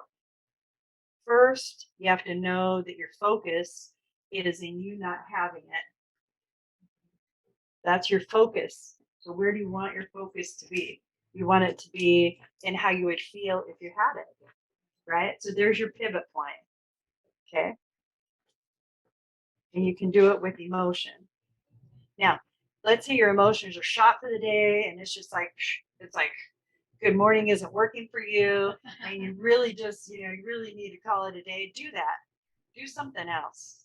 Just do something else because you're so deep in the vibration that whatever your offering is, it's feeding all of you into it. And maybe that's not exactly the best thing in the moment, right? Especially if you are disappointed that it hasn't come. Okay. Or maybe you saw somebody else get it. That happens a lot. All right. And that's just because they're in the receiving mode. And that sounds really easy and it sounds, like what's receiving mode. But what that means is that you're not attached to the outcome. So the result orientation isn't something that has to be met in order for you to receive it. So people can take a lot of actions, but not thinking they're getting it also just comes. But then we associate that action because they did a lot of action, Right. saying that, oh, okay, they did that. So Right. now they're doing I'm it. not going to say that through your actions and effort, you can't have what you want. All right. We're taught that that's how you get it. Okay. The thing is that that is a very long, low, slow vibration to be in. And that's what we call that. Okay. And so I'm just saying that you can come here and with less effort have more. That's all I'm saying. It's up to you as to how you would like to do that. I'm just saying that you can have more without all that effort. So you're thinking about moving out of your job and being able to go into something else. You don't know what it is yet. So I'm just pulling your energy real fast. Okay. So in that aspect, really what you want to manifest is a level of comfortability until you determine what it is that you want to do. So in order to be comfortable inside of your position, you have to determine what makes you uncomfortable. So what makes you uncomfortable? The energy? Okay, great. That's a good solve. That's an easy solve for you. What you do is maybe you grab a piece of wood or you grab a rock off the floor, anywhere, it doesn't matter. And what you're going to do is you're going to, because I'm inspiring you, okay, to be inclined to take action. All right. You're going to grab the stone. Okay. You grab the stone and you're going to say, you will be my negative barrier to anybody who has the vibration of impatience, unwelcome. Yes, yes, yes. So what I would like for you to do is to emanate love. Just be my love bomb for anybody that comes in 7 feet of me. Yes, a big old love bomb. All right, because you're going to be in the energy you're setting. So before it was going to go down a different way. But now we've decided to feed it good energy. Because if you try to keep negativity away from you, that's your focus. So that's what you're going to get. Like I'm trying to keep negative away from me. And so the ask is, so now we're going to move into intention, but I want to make sure that we have the inclination aspect first. Okay. So in the inspired action that you have, it will feel very aligned with what you want. Okay. But remember, everything that comes through it has duality. Okay.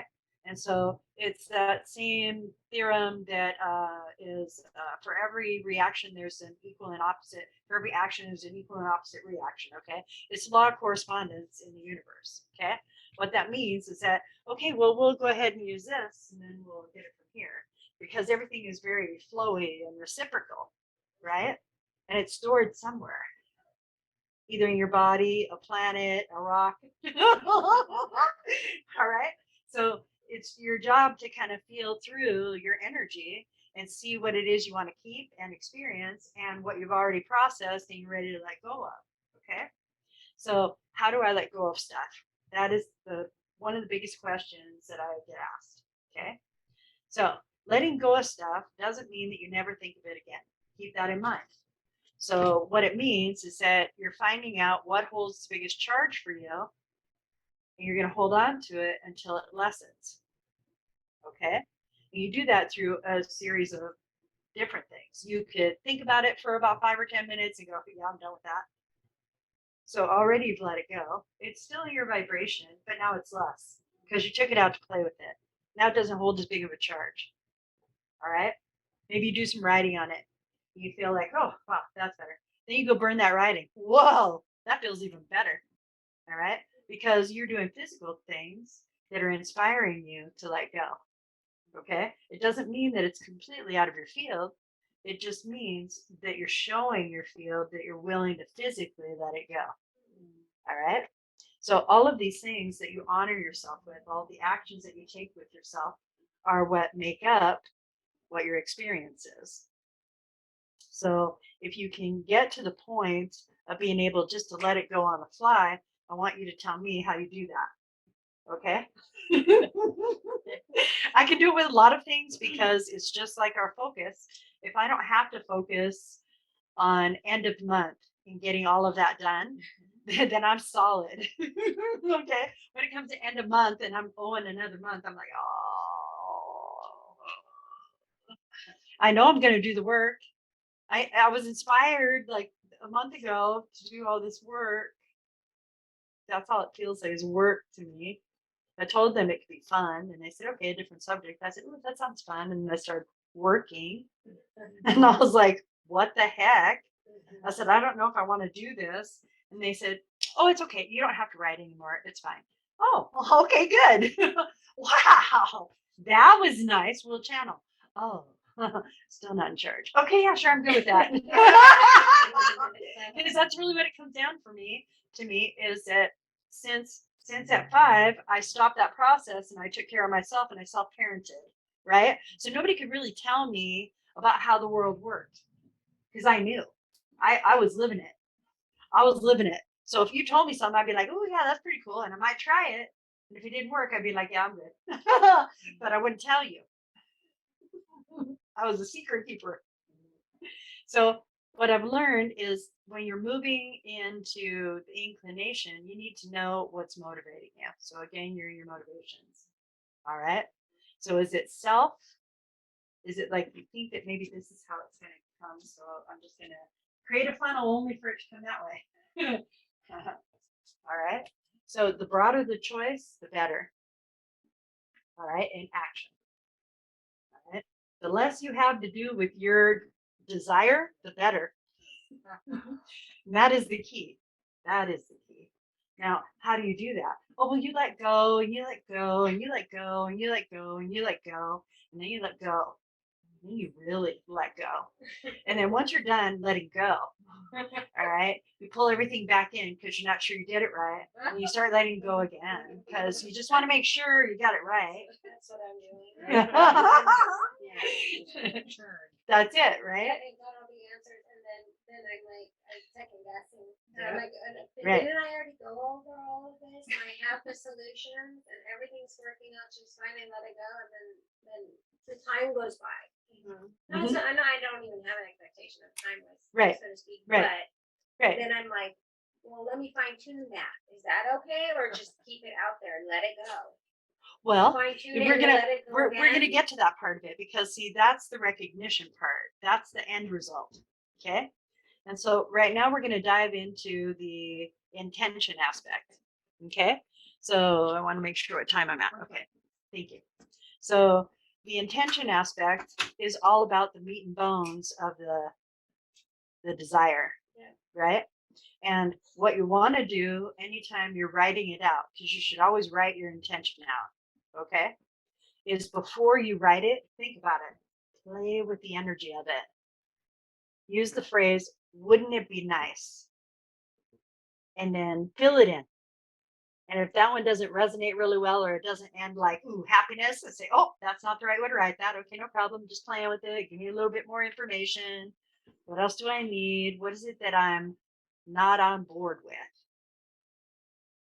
Okay. And then when you find out what you're not on board with, you say, oh, okay, all right. And whatever that recognition is, you give it a voice and you say, okay, now I want you to transmute or change into this kind of energy. You can say manifestational energy, but that is divine masculine energy and it is effort. Okay. So when people talk about that, I just go, yeah, okay, good deal. You're right. So transmute the energy to some kind of energy that you want to work with. Okay. So for me, it was safer to transmute all the energy into little white butterflies of unconditional love. Then that way they didn't stay in my field only. All right. They could fly around and be shared with everybody. And if a butterfly hits me in the face, I'm not going to be angry. Right. I'm probably going to be okay with that. So that was how I set the energy pattern for myself. That was the first one. And now I realize that I need illumination. Right. And I know I need guidance. I know I need wisdom for my guidance, right? I don't really need to be guided. None of us need what is that on the boat? A rudder? None of us need a rudder on a boat. Clarity. Well, we desire clarity. We desire clarity, but we don't need it. Yeah, we desire it. Right? What do we desire? Why? then? Yeah. What is it like? I need clarity. I feel like I really need clarity. Isn't that funny? It's your desire. What your desire really is to understand. The knowledge. Right. Is to understand. Okay. And then wisdom and And then knowledge. exactly. And so that's fine because you're already getting it. Okay. So I'll invite everybody to think about how old they are. Okay. No problem. Right. And for that many years, you were practicing a different way up until right now. So be very gentle with you. Okay. You're not going to learn everything overnight. It's not all just going to be like right there, right at the moment. It's stuff that you've had inside of you that's reawakening. So these knowings that are inside of you, that inherent knowledge is coming to life. You have to let it shake off its slumber. All right. You have to. You need to say, oh, I knew that. Okay. That's okay. I like that. Back to basics. Because that's what you're doing. You're coming into the fullness of who you are. And when you're coming into the fullness of who you are, acceptance is key because that will allow you to move in the energy field of your choice. Okay. All right. So let's go back to inclination and those words that we all wrote down and stuff like that. Okay. So you have an inclination, you're given a bunch of actionable sequences. You write down those actionable sequences, walk away. Walk away from them. Walk away from them. You're in an energy. Let go. Walk away. Walk away. You need to break that connection right in that moment because now you're in the thick of things and all of it's going to be right. Okay. So walk away, escape, do whatever you have to, go to the bathroom and then come back to it. Okay. And then what you're going to do is you're going to sit with each of the actionable sequences. But the way that you're going to do it is very easy and succinct. And it's about the things that we've been learning about tuning into your body, seeing whether or not you're in resonance or not in resonance. Okay. Now, we learned like a lot of different things about being able to read the body and to accept what the body is telling us as far as our energy field is in communication with us. I'm going to give you another way. I'm going to give you another way to read energy. Okay. All right. So this is a kinetic strength test. And maybe some of you have already done it and already know. Okay. So the idea is you'll have a full pull like this. And if there is a great deal of resistance, that is a yes. That is a yes. Yes. You interlock them like this. Your first fingers, because these are going to be the strongest fingers that you have. All right. All right. And when you try to pull apart and it's a yes, if it's really, really there. And when it feels like you're straining like this, see how that looks? Like it's going to come apart, but you can hold it like that. That's a no because it's giving away. Okay. So in that aspect, what you're going to do is you're going to visit each of your each of your sentences. All right. You're just going to say, so this inspired action has told me to do X, Y, Z. How do I feel about that? See how you pulled the energy down like that? And that's what you want to do because you already know because you read. So now it's in your thought process. So how do I feel about that? You want to internalize it because you're using your intuition now. So you want to bring it into your intuitive field. Okay. And that's going to be your feeling. Okay. Then you're going to take the pen or the writing apparatus of your choice, and you're going to turn it into your magical indicator. Okay. And it will give you a signal when you put your pen on the written word or sentence. It will give you a signal that will tell you, it will highlight yes or no. It'll be a sensation or an impression. And it will be like, ooh, feels like a go. And then, no, I probably shouldn't do that one. That's all me. All right. And go through a sorting process. What you're doing is you're learning to read your energy inside the building of your intention. You are clarifying your energy field. You are creating a more succinct approach to what it is that you want. Your focus is getting razor sharp in that moment. Okay. And you're coming into the energy of what you want to have in your next experience. All of that dynamic is happening when you're in your intention. So there's a lot of moving parts to it. So when I ask you what your intention is and you have a grasp of like, oh, it's what I want. It's what I desire. It's what I know that I could have. It's what I think can happen. So that's your intention. That's basic. It's very basic. But we want so much and we ask for so much throughout the day. And then some of it we don't feel is an intention orientation, but it is. We're intending to have or grasp or pull something into our experience. And when that is taking place, we're in intention. So we're like an intention, a walking intention, basically. All right. You intend to take care of everybody when you walk in the house, make sure everybody's all taken care of so that way you can intend to take care of yourself. Right? Stuff like that. So intentions, we lay them on the ground all the time. If you start your day, one of the first things that you do is you wake up and you think about the day ahead. When you think about the day ahead, you're starting to pre-pave through intention and ideation. You're in your inclination right there. You're in your inspiration right there. You're being inspired for what's coming. So you're going to choose your clothes with that information. You're in your heart in that moment. You're using your intuition. You're wondering about how you're going to feel about the day. So you're really deep in your intention, right? You're going to brush your teeth so nobody smells the garlic you ate last night, right? You're going to put on a little perfume, in case you didn't shower, shit like that, stuff like that. That might be too close. Stuff like that. So, and all of that is steeped in what we call ritual and ceremony. So ritual and ceremony is intention. That's what it is, because that's the physical aspect of the energetic of the intention. Okay.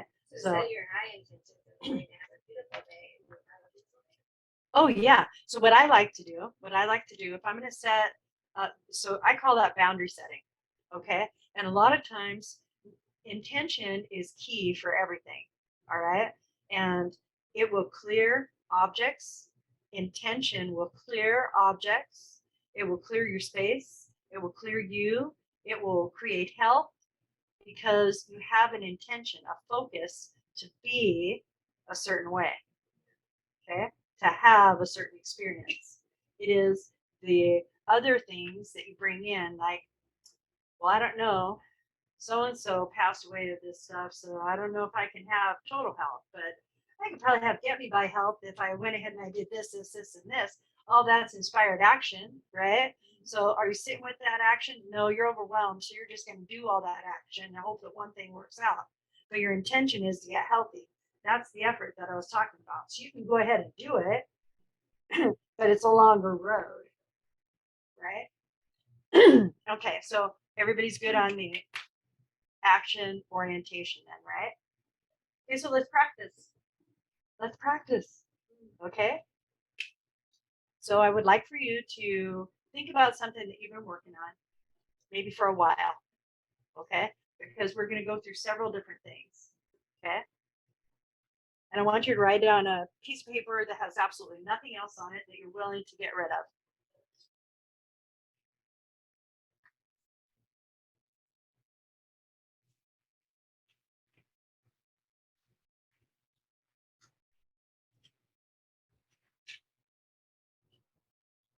Now, before you write it down, okay, I want you to tap into how you're going to feel when you receive it. Oh, it's something you want. That's something I want. Not something you want to get rid of. Yeah. How are you going to feel when it's gone? So if you want to get rid of something, how are you going to feel when it's gone? Is it going to be relief? It's going to be ease, understanding, acceptance. Like, what is it going to be? Knowing what the goal orientation is how you set your intention. So if you're wanting to get rid of something, you have to know how you're going to feel when you receive it.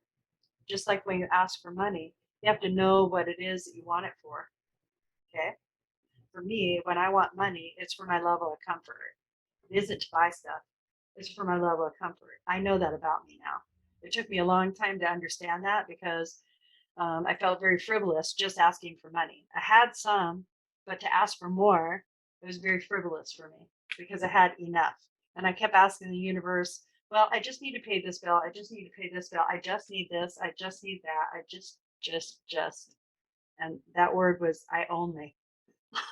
And I hadn't realized it at the moment. All of my needs were met. All my bills were paid. And I had like maybe 2 cents. And that was uncomfortable for me because if an emergency comes or anything like that, and I had to realize that it was just my level of comfort that had to be met. It wasn't that I needed money to spend. It was that I had a level of comfort that had to be met, and money was the key for that. And that was fine. So if I start saving money for something, okay, I'll designate it. Oh, okay, so that pile's for this. That pile's for this. That pile's for this. I have a lot of little piles, by the way, because I'm a weirdo. That's my action. That's the action I take. Because 9 times out of 10, I don't have to use any of that money and I get to roll it over into some other intention. So I like that. Then I always have money. I'm always comfortable. And then if I have to spend a little bit of it, I'm good. So I found a system that makes me feel comfortable. All right. And you'll find a system that makes you feel comfortable. You'll find that when you ask for something, if there's resistance at all, the reason that there's resistance is because it's a worth issue inside of yourself. Now, that self-worth that you're working on right now can go ahead and come into play every time you do that 3-minute exercise of the heart-brain coherence. If you choose some vibrations that you like, remember we wrote down the 7 words of how you would like to feel from your intention. So if you use any of those words in that exercise, that heart-brain coherence exercise, instead of gratitude, are you going to be able to call that emotion up the way that you would like, as purely as you would like? And if not, it's easy enough to go into gratitude anyway. All right. So if the first one doesn't work, fall to gratitude. All right. Don't fall to damn. Do this. Gratitude. Good save. And that's pretty much it. Oh yeah, she just wants, yeah. She's happy. Yep, well, we're almost done. We're really close to being done. Is this statement or this desire, is it mundane? Is it personal? Is it spiritual? Is it anything I want? Is it Anything you want. Anything you want. When we create a limitation in our ask, that's in the vibration of it. So anything is on the table. Anything is always on the table. It is the only reason that you don't have the experiences that you dream about is because there's something that is reserved in your receiving. Yeah. Now you can frame it in worth, and it is, but it isn't. It's mostly conditioning and environment. And if you don't see a bunch of people driving down the road in Cadillacs and whatever have you, it's very difficult if you haven't personally experienced it to be able to manifest a larger aspect. Okay. So when you go for a larger aspect, you need to really check in with yourself and see if you could have it. Like really check to see if I could have it. Is that a good desire? Yeah, I feel a little. All that means is it needs to go back in the oven. Just push it back out there. It's just not ready yet. That's all it ever is. And we'll get hung up on that. We'll get hung up on that one not being ready. And a bunch of other ones will come in and we'll be like, yeah, okay. Yeah, okay. Yeah, okay. And because that one hasn't manifested the way that we want, all these nice little ones keep coming through, but with no recognition. So we tell ourselves that story, I can't manifest. It doesn't work. Never works that way for me. Sure it does. I just showed you how it does. I have a question Sure. on all this. So when I'm trying to manifest something, but on a spiritual level, I'm trying to Sure. manifest what is the best, like I'm not coming from a selfish place, but I'm coming like what is in the best interest? What are the divine plans for me? And that's kind of the alignment that I want to have with it. Now, when I ask for guidance and intuition on all that stuff, is that in that same energy, letting it go and then letting that guidance come through the vision, through things, and to me, is that the same concept? I'm so glad you asked that. We're going to move into intention now. Okay. Okay. Because I think that you guys have a pretty good idea of that. Let's go back to inclination. I have to finish. Okay. Let's go back to inclination. Write down something that you're working on. Okay. So you're working on your spiritual connection. Yes. Okay. All right. So I would write The spiritual guidance connection. and understanding what the guidance is. So wait. Yeah. Watch. Just look at me. Look at me. Okay. So every single intention has like a room full of stuff and meaning. What you want to do is you want to go like this. That's what you are. Okay. So spiritual connection. That's what you want. Because from that, you'll have everything else. Do you see what I mean?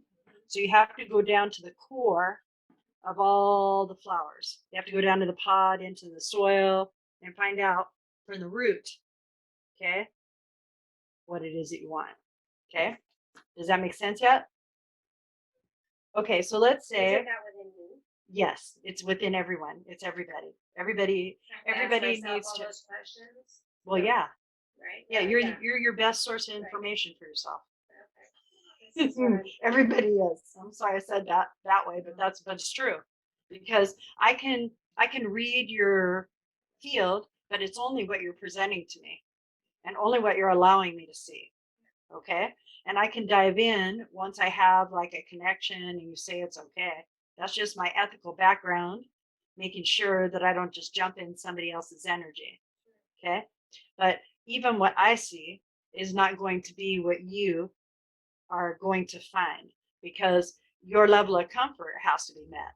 So let's say you're willing to see the discontent that you had, all right, but you don't want to know the reason that you had the discontent, all right. And if I go directly to the discontent, I'm going to pull it all up, and that's just going to be a shit show right in the moment.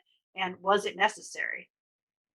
Were you ready for it? Is that something I should do? So no, you need to figure out what you want, and that'll work. That's why if you go for spiritual connection, it's answering everything that you're asking for in those little phrases. You want to know the right guidance. You want to know there's just like a lot in there. So, but really, if you bundle it all up into as succinct of ask as you can, it would be spiritual connection because you want protection. You want to be able to clear. You want people around you to act nicer. You want, there's just a lot in that ask. And how it can be provided is through your spiritual connection. What that would do is it would not only solidify your connection to your belief system, but it opens up a larger volume of energy, universal life force energy that you have access to. Because now you're in your spirituality and you're understanding that you're a spiritual being and this is part of you. Now you're feeding yourself directly. Okay. So when you're feeding yourself directly, you go to manifest something, you're feeling satisfied. So you might have, I wonder if that's going to work for me anymore. Oh, well, is there anything off? No? Okay, I'm good for right now. Mostly when you come into your spirituality and you start studying, what ends up happening is that you have such satisfaction that starts to happen that when you go to ask for something, it feels like, do I have that already? And you'll start to see how it's already represented in your life. That's the recognition that I want to teach you. Okay.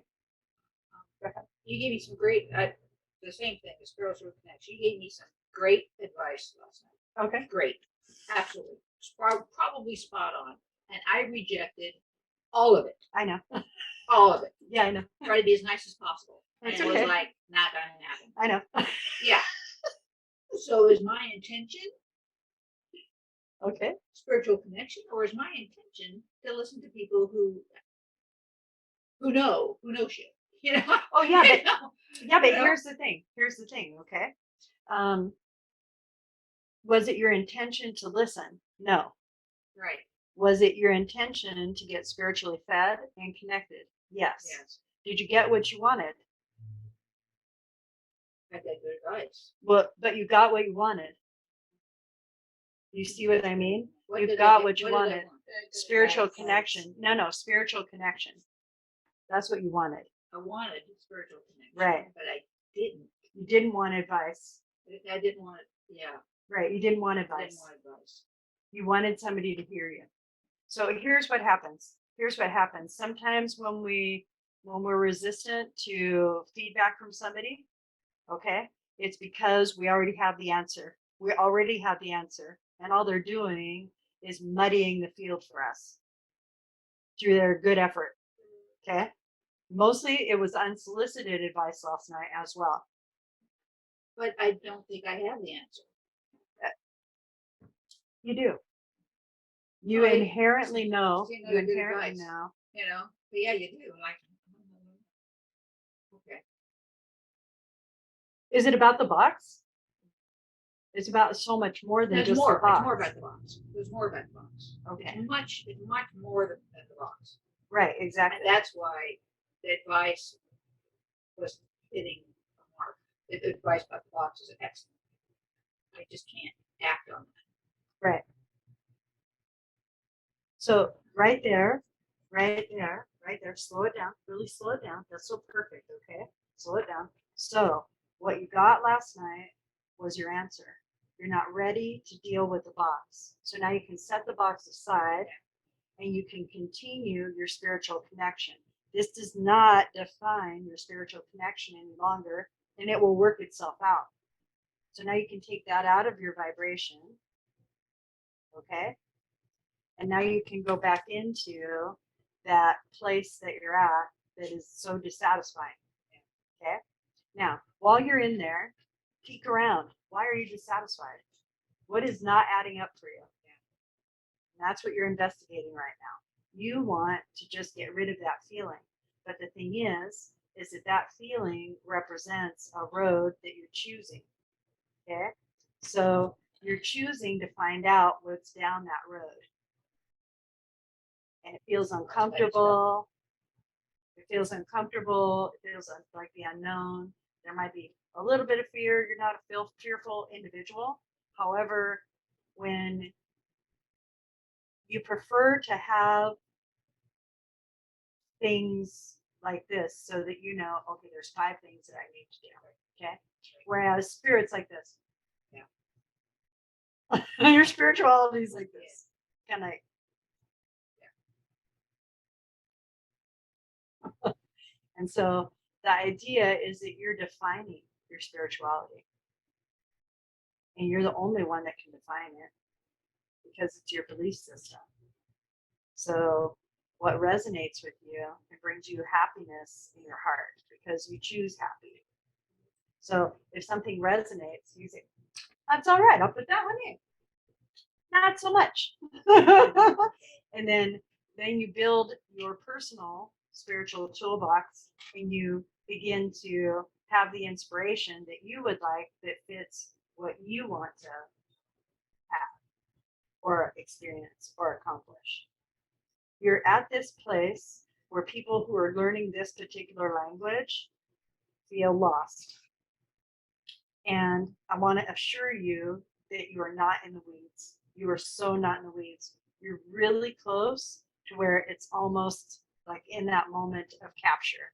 Okay? So let go. All right, so just let go. All right, so we're just going to kick all that. See, we'll just let go of all that information. All I'm doing is my intention is to push it back out into the universe because they served it raw. That's how I tell them. I don't eat raw food. Get out. So I tell them, no, needs more information. Obviously, that's not going to manifest right now. Something else will manifest. So let's find out what that is. Okay. But what I will tell you is that it already manifested the minute that you thought that's what you wanted. And that's what your experience is right now. And until you get down the road a little bit, you won't be able to see it because you're in the shadow of it. So my intention is to get out of the shadows. Or wait, Do that move. What is it that you want? What is it that you want? so my intention Is what you want. what I want. Right. So what do you want? You know what you have and you know what you don't want. Right. So I've already eliminated those things for you. So now you have to figure out what you want. Got it? That was good. That was so good. Okay. That was so good. So once you know what you don't want in that recognition, right? Then you can pivot and say, well, I have a lot of that stuff and I'm not working with that stuff anymore. What else is there? And then you come over here and then you start doing baby steps, little itty baby steps. All right. It is an effort at first because everybody has that overachiever attitude. Every single solitary person. That's something I learned when I was hiring was that everybody was coming to do their best. Everybody was coming to do their best. And as long as I understood that, everybody got along. All right.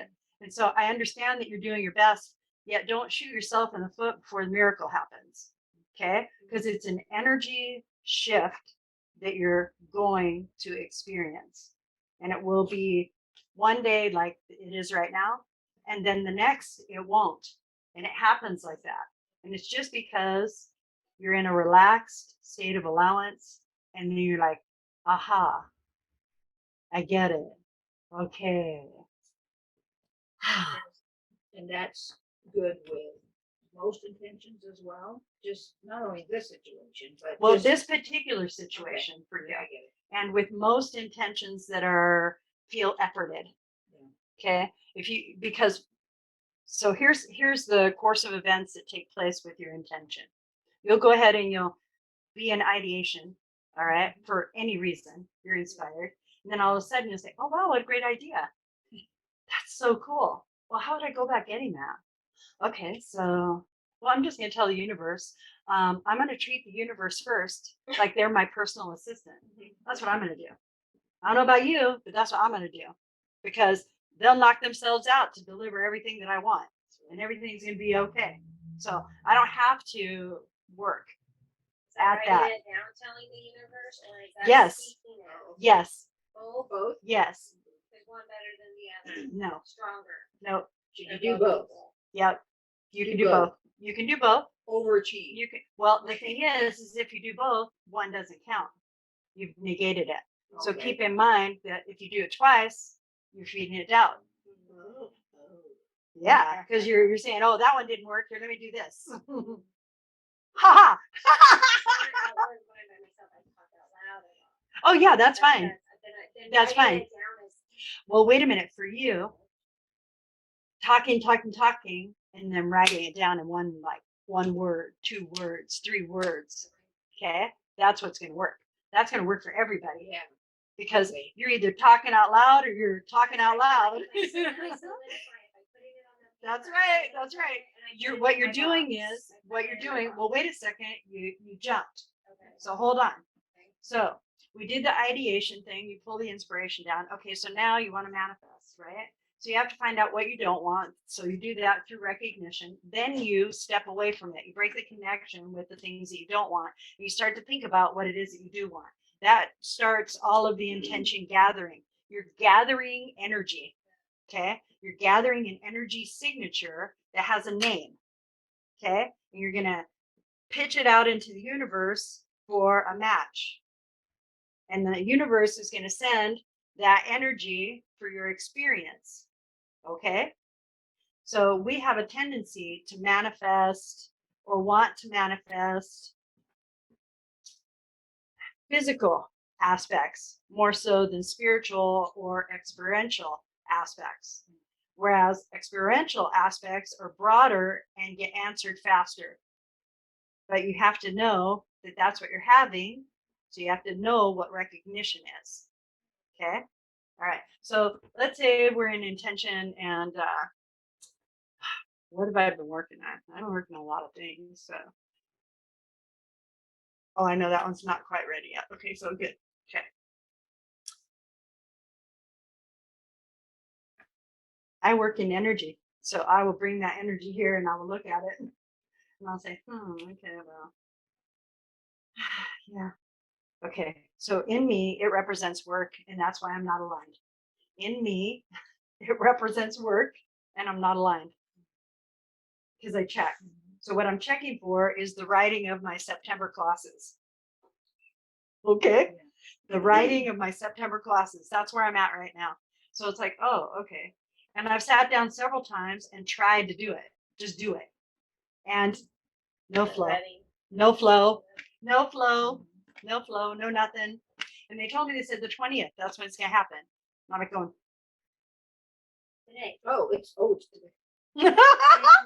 yeah. Well, they already told me that after class it's gonna come. And I'm like, okay. So that's good. So it'll be all right. And then that way I'll feel like I have it out there on time. I'll feel successful. I'll be happier. It's not like it wasn't going to happen, right? Okay. Exactly.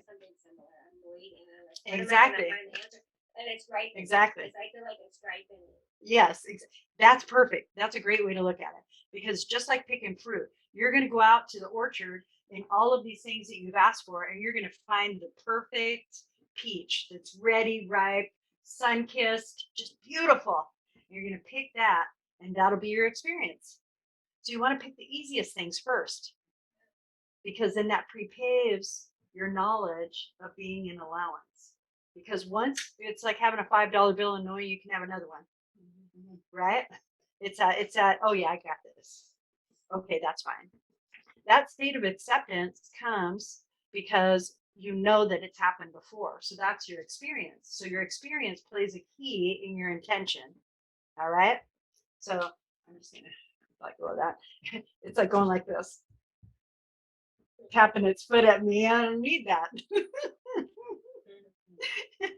So I have to become willing to do that inspired action. And so for me, my process is this, is that they told me that the great body of work that I'm going to do is this. Okay. Because that's what we're doing. We're doing what's called great work. Okay. And so the first 30 days is a breaking down of energy and really just understanding energy. And then the next 30 days is about spirituality. And then the next 30 days is about pulling all of that together and then living your best life. Okay. And I said, oh, okay, well, that's all well and good. No problem. And so I'm writing all these big things down because like they sound so awesome. That was just for my ego. That was only for my ego because then it gets down to it. And they're like, yeah, first we'll do law of attraction. I go, I've done that so many times. Just do law of attraction. Then we'll do body scan. Then we'll do this. And they started channeling all the list of classes. And I'm like, I couldn't keep up with my intellect to figure out what they were doing. And I'm like, well, what the heck is this? So by the time I got to the last of the list, it was several classes. And I was like, oh, they said, well, you said you were bored teaching the same class over and over again. And you get tired because people don't go and apply what it is that you're teaching. So you got to give integrative time and you have to do this. And so what you're going to do is you're going to teach a different subject. It's the same subject, just a different name. And so that's what it is. And that's what we're learning. We're learning about our energy, how powerful we are, how we can really tap into it and really call it all together at once and say, I would like, this would be nice. Wouldn't that be fun? So the more playful to ask, the better for you. So let's say it is your spirituality that you're wanting to really have open up for you. I want you to recognize it already is. You're doing deeper meditations. You're asking more spiritual questions to yourself. You're already practicing a different way. You're recognizing when you're kind, when you're compassionate, how you feel. Okay, so it's already manifesting. It's because it isn't where you think it should be yet. Okay, that you feel the discrepancy. The discrepancy is actually disparity. You're between an expectation and what is. And you're not satisfied at the expectation and you're not satisfied at what is. So you're living in the in between. And the in between is that disparity, and that is despair. Yeah. So when you're in that energy, it's difficult to pivot because the only pivot point that you have is more despair. So making a choice whether you want the expectation to turn into a goal orientation, which would satisfy and release the cord that you have tied to what is, because then you know that what is can change. You're not expecting what is to change. You know that what is going to stay there, but now you can have something different. Okay. Okay. Cool. Yes. Really good. I hear and will work on that. We all will. That advice. We all You're will. teaching. We all will. Yeah, we all will. And this is only one way to do this. And you'll develop your own way to do it. What I found is that I listened to a lot of Abraham Hicks. All right. And I listened to the Rampages. The reason that I listened to the Rampages, that's what they're called. All right. Is because there's an energy that comes to it. Okay. And that energy will pull you into where it is that you need to be. And that's a great hack for me. And for the longest time, I was driving to and from work, listening to nothing but that. And I felt like I was just on this side of this glass and I could see everything that I wanted. And it was so frustrating. All I wanted to do was break the glass. I wanted to break the glass, but you kept saying aloud, what is that? And then one day, the glass was like this. I said, how did that happen? What's that? And it was moving from a state of doing into a state of being. Oh, yeah. Okay. And that's what you're doing. You're moving from a state of doing into a state of being. Well, that was a big one for you, huh? That was a big for everybody. It's that simple. It really is. The thing is that we're such a doing oriented society that we think that in order to have, we have to do. And sure, there's some action that goes along with what your desire is, but if you're experiencing the recognition of it as it comes in, you're having the experience, you're building your journey. So you get to go ahead and have everything that you want. It works out great. Okay. So when it comes to intention is built throughout your life. You intend to become something when you grow up. You intend to have a nice day. You intend to everything, right? We're a very intentional species. So when asked what is intention, it's very difficult to pinpoint because there's so much to it and we understand it at such a great volume and capacity that when somebody is saying, well, what's your intention? And you recheck it, you're seeing a lot of motivating factors that have brought you into that one point for that particular ask. So when you're going in and you're trying to relieve yourself of something, an experience that you're having, all right, what that really takes is contrary action. So whatever the action is that is perpetuating it, stop. Just stop doing it. It is in your vibration. It isn't something that you're going to let go of like this. It just won't. You can energetically pull it from everyone. Okay. All right. And now that particular vibration is not with you, but your thought brought it in. You see what I'm saying? But it doesn't have as big a charge now. Okay. So now we'll do it again. We're just going to remove the energy of it. We're just going to allow the energy of it to be released. The next layer. Okay. Then we'll pull the thought back in again. And now, how is that feeling? It's feeling a little bit more manageable. Still not a desire to repeat, but it's there, right? So let's remove that layer of the energy. Okay. And we'll just keep doing that. All right. Intention. My intention is that I'm going to remove another layer of that energy. All right. Okay. So now I'm feeling more comfortable. I'm getting relaxed. I'm not so attached to that particular thought. So if that thought has an opposite, what is it? What is the opposite of that thought or that experience? Okay. If it's something that you want to bring in, go right to the experience of it. What does it look like to you? So start to visualize and imagine yourself in that experience, the freedom, because that's what you're looking for is freedom. All right. The freedom, the joy, the freedom to be you, to be expressively you. Okay. That's what you're looking for. Okay.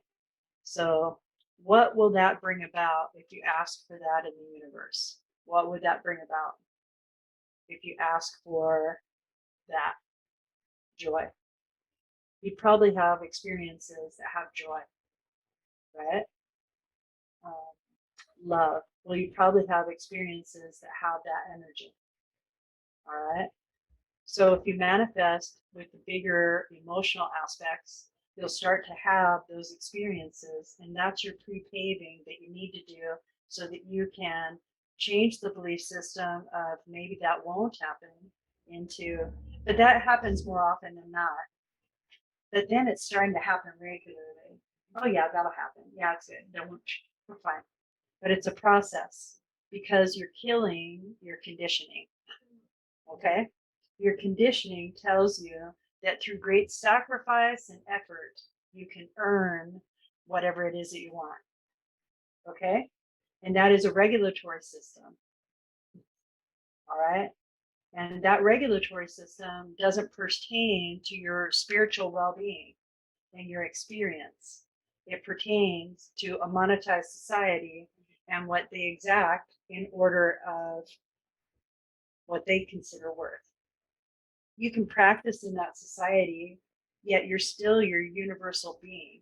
You're still your infiniteness. So in that aspect, this becomes inconsequential. You get to go ahead and participate, but you're choosing more where and when. Okay. And that's because you've already set your intention to get a broader view of what your spirituality is because it would be fun. And then you found out some of it's fun and some of it is a little work. And that work isn't, I told myself first with the work because like I had done so much work that I was good with work. I could give everybody work and I could do some work. And so I was doing a little bit of work here and there and I was satisfied and I was okay. But then it hit a tipping point to where I was not satisfied inside any longer. And there was this something and I didn't know what it was.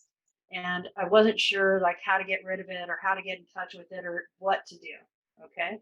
And I just kept pivoting to what I wanted.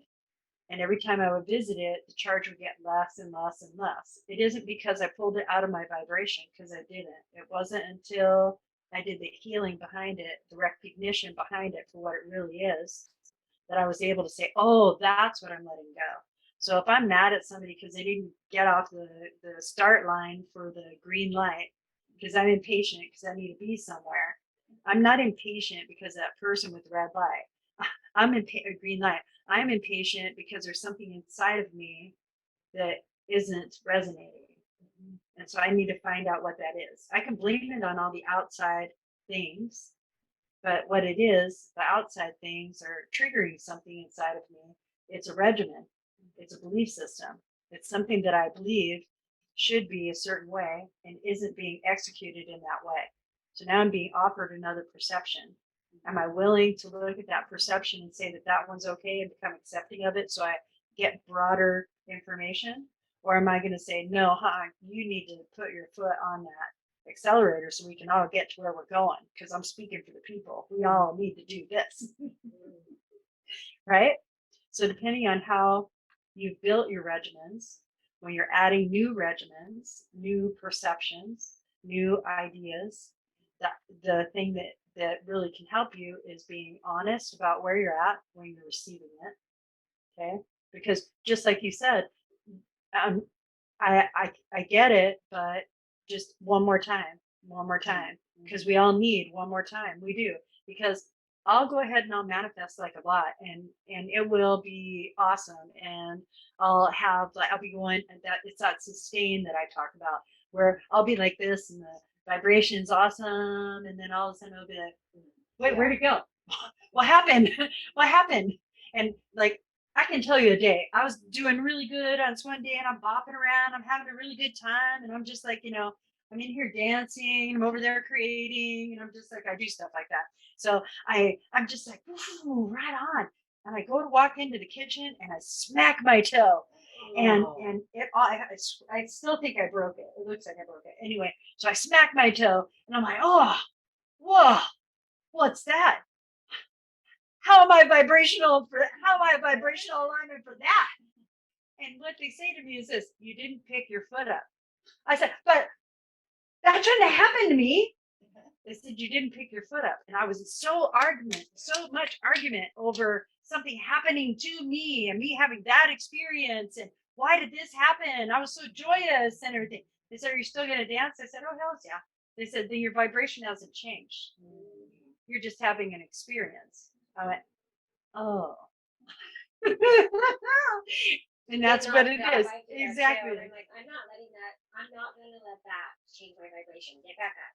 Yeah. Well, the idea is to investigate it. So you want to investigate it and recognize it for what it is, so that way you know how much of a percentage it holds in your vibration. Because when you hold on to something that is a charge, it eventually isn't felt any longer. The reason it isn't felt any longer is because you get used to that vibration, but you're shifting it and making it less and less and less and less every time you visit it. So if you have a trauma in your life and you take it out and you sit with it and you investigate like how you feel about it, the first topical layers for any kind of work like that is going to be how you feel right now. How are you feeling right now about this circumstance? You do the writing behind it. You need to name the people that are in it. Don't be nice in your writing. It's not like you're going to go and share it with them. Oh, hey, by the way, I had a really bad experience with you. Just wanted to let you know that you're a dickety dick. Thanks, I feel better. Right on. You could do that, but that may not be exactly what you want to do. Really, you're doing it for yourself. So you're word vomiting, basically. Okay. So the first time you're just doing that. The next time you're maybe looking at the situational things. And it could be like, well, I was resentful in this situation and this person was involved. And you write out your part. Like, what was your part? Right? And just be honest. Okay. None of us are as pristine as we want to be. But when you're on paper and you see yourself as you are, you're not too good and you're not too bad. You are equal. And everything looks much better. It gives you a better sense of self. It lets you know that you're not way over the edge over here, horribly bad, or pious and wonderful over here. But no question on that, like Mhm. trauma and stuff Okay. like that. Would you consider, I don't personally, but a breakup of past trauma? Sure. If it was just a mutual, hey, this isn't working, move on, and life is good. Yeah. So trauma is a great word, but it doesn't describe what you're talking about, does it? Okay. So we wouldn't apply that word. All right. However, the reason that you had the breakup is because you were out of alignment. And then you both decided that it was better to separate, become sovereign again in your individuality. All right. But you did it mutually. So the only thing that you're processing now is, well, what if I would have done this? Or what if I would have done that? And those are mini traumas that you've experienced in the relationship. So are those things we have to do in the shadow work, or is that just? Have to is a big phrase. You can if you would like. I'll tell you what happens when you start to do shadow work. When you start to do shadow work, it opens you up in such a way that is so uncomfortable and vulnerable that you won't want to be there. You just won't. It's not where you want to be. It's not where you want to be. If you can go get an ice cream or get into your pain, what are you going to choose? Right? So you got to give yourself and honor yourself with your capacity. So you went through something really substantial. All right. And to write about that right now may not be what you want to do, but to write about the breakup and how you felt about the breakup, what didn't work, what would you like to see happen in maybe a new relationship, or even if you want one, see what I mean? What it does is it resolves your belief system and it clears anything that's outstanding that's creating the wobble in the decisions that you're making now. So if you've done the process and you're good, if you're friends with the person or however it works out for you, right? Then I would say, sure, no problem. But it will come up. Something will come up to where what didn't work in that relationship will present itself again in the next relationship. Okay. That's kind of what I want to see. Like, why do I keep, you know, for me, I'm like, get to a certain level and then it's over. Get to a certain level and it's over. But I can't pinpoint what that trauma is in the relationship with my dad. I don't, that's the only thing that can come up in my head. Mhm. It's like that the lack of relationship with my dad. I Okay. don't have one. with my Okay. dad. So for me, when I was going through the healing with my mom, I don't mean to keep bringing this up, but it's such a good Yeah, thing. No, it's Okay. good because So I resonate. I capped off when she died that was all the love a mom could give me because I was 5 years old and that's how I reasoned it. Maybe that's what I'm feeling for that.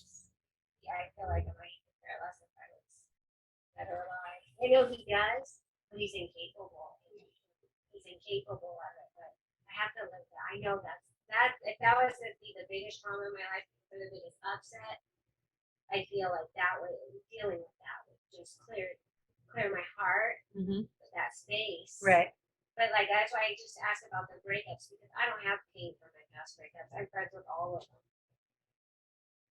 I'm friends with all my exes. We're just friends. We're friends. So I don't have that anger or that frustration. It's just that I think that that's why I was asking about the breakups because I don't Right. have those. I don't even Yeah. consider So it's traumas. not right. Those, like, So that's beautiful not going to friendship. be It's right. just- So that's not going to be a traumatic experience in your current day. yeah. However, when you were breaking up, you're going through that same thing of, but this has happened before at about the same time. What the heck is that? So you're already investigating it for yourself.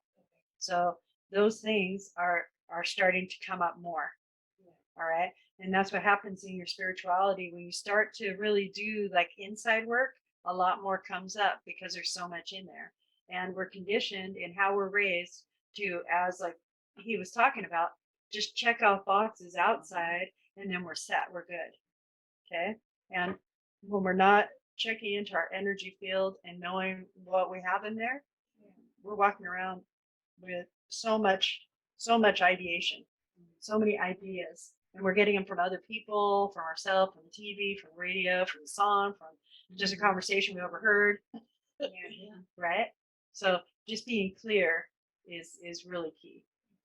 All right. Okay. Something innocuous that you would like to manifest. Does everybody have that? I know I said that you're not attached to, but innocuous is a better word. I forget my vocabulary. Yeah. Yeah? Okay. So write the one word down that you want to manifest.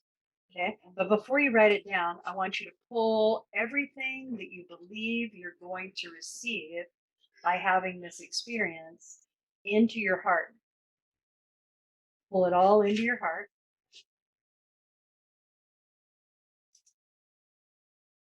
And then once you have it in your heart, allow it to travel up your arm that writes down into the pen and put it all onto the paper. You're going to feed all that energy of what you desire. So think first about what your intention is, everything that it has in it, okay? And then write down 2 or 3 words to make that intention whole.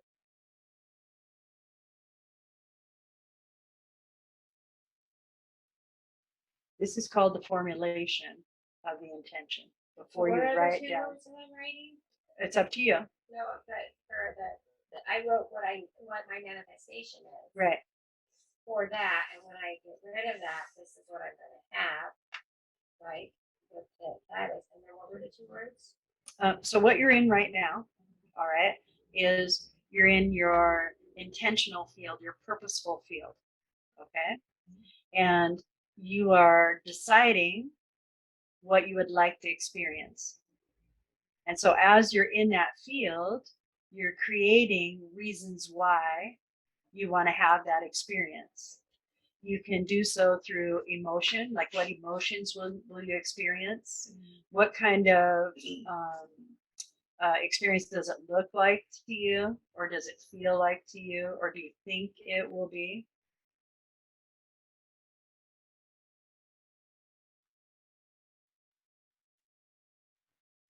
And you can write all of this down, or you can just think about all of this, because it's better if you just think first and keep playing with it until you hit the resonance of where you want to be with it.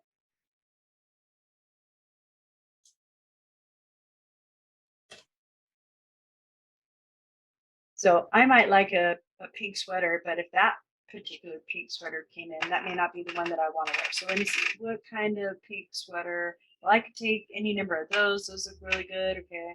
I like that. I'm full. So a pink sweater, and now we know what kind you want.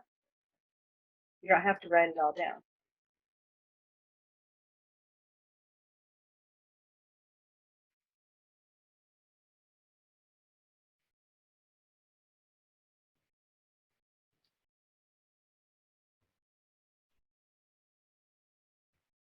And now if you've made a description, like sentences about what it is that you desire, I want you to read through the material that you've written and bring it down into 3 words, whatever those 3 words are for you.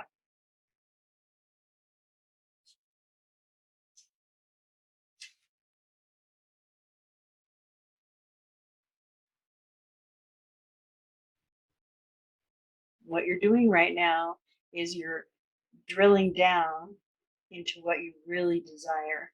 You're going into your core. You're going to go beyond what you think you're worth and what you value, and you're going to go directly into your desire. And it feels around your belly button, below your belly button, sacral, right in there. Okay? Because you're creating. This is creation energy for you. Your sacral is creation energy.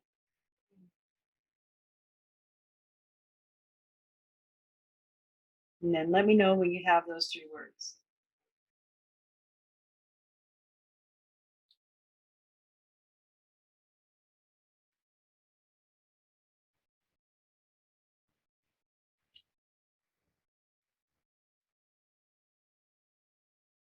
Man, I have like such an orchestra up here giving me all these suggestions about what I want to manifest. So I go, well, they're all manifesting. Maybe I should manifest. And they're going, oh, the end of the class. What else do you want to manifest? I'm like, oh my God, you're kidding me. I'm like, come on. Yeah, that's good though. It just means that we're getting closer to the end, so I'm happy about that. That means that I'm doing good. Yeah, that work you put into it. Oh yeah, but see, it's not really, so that's Oh, why. yeah. So it's just my resistance to being formal with it. So I learned how not to be formal last night. I sat at my computer while I was in here, and I was like, "Oh, my mouth is not like this."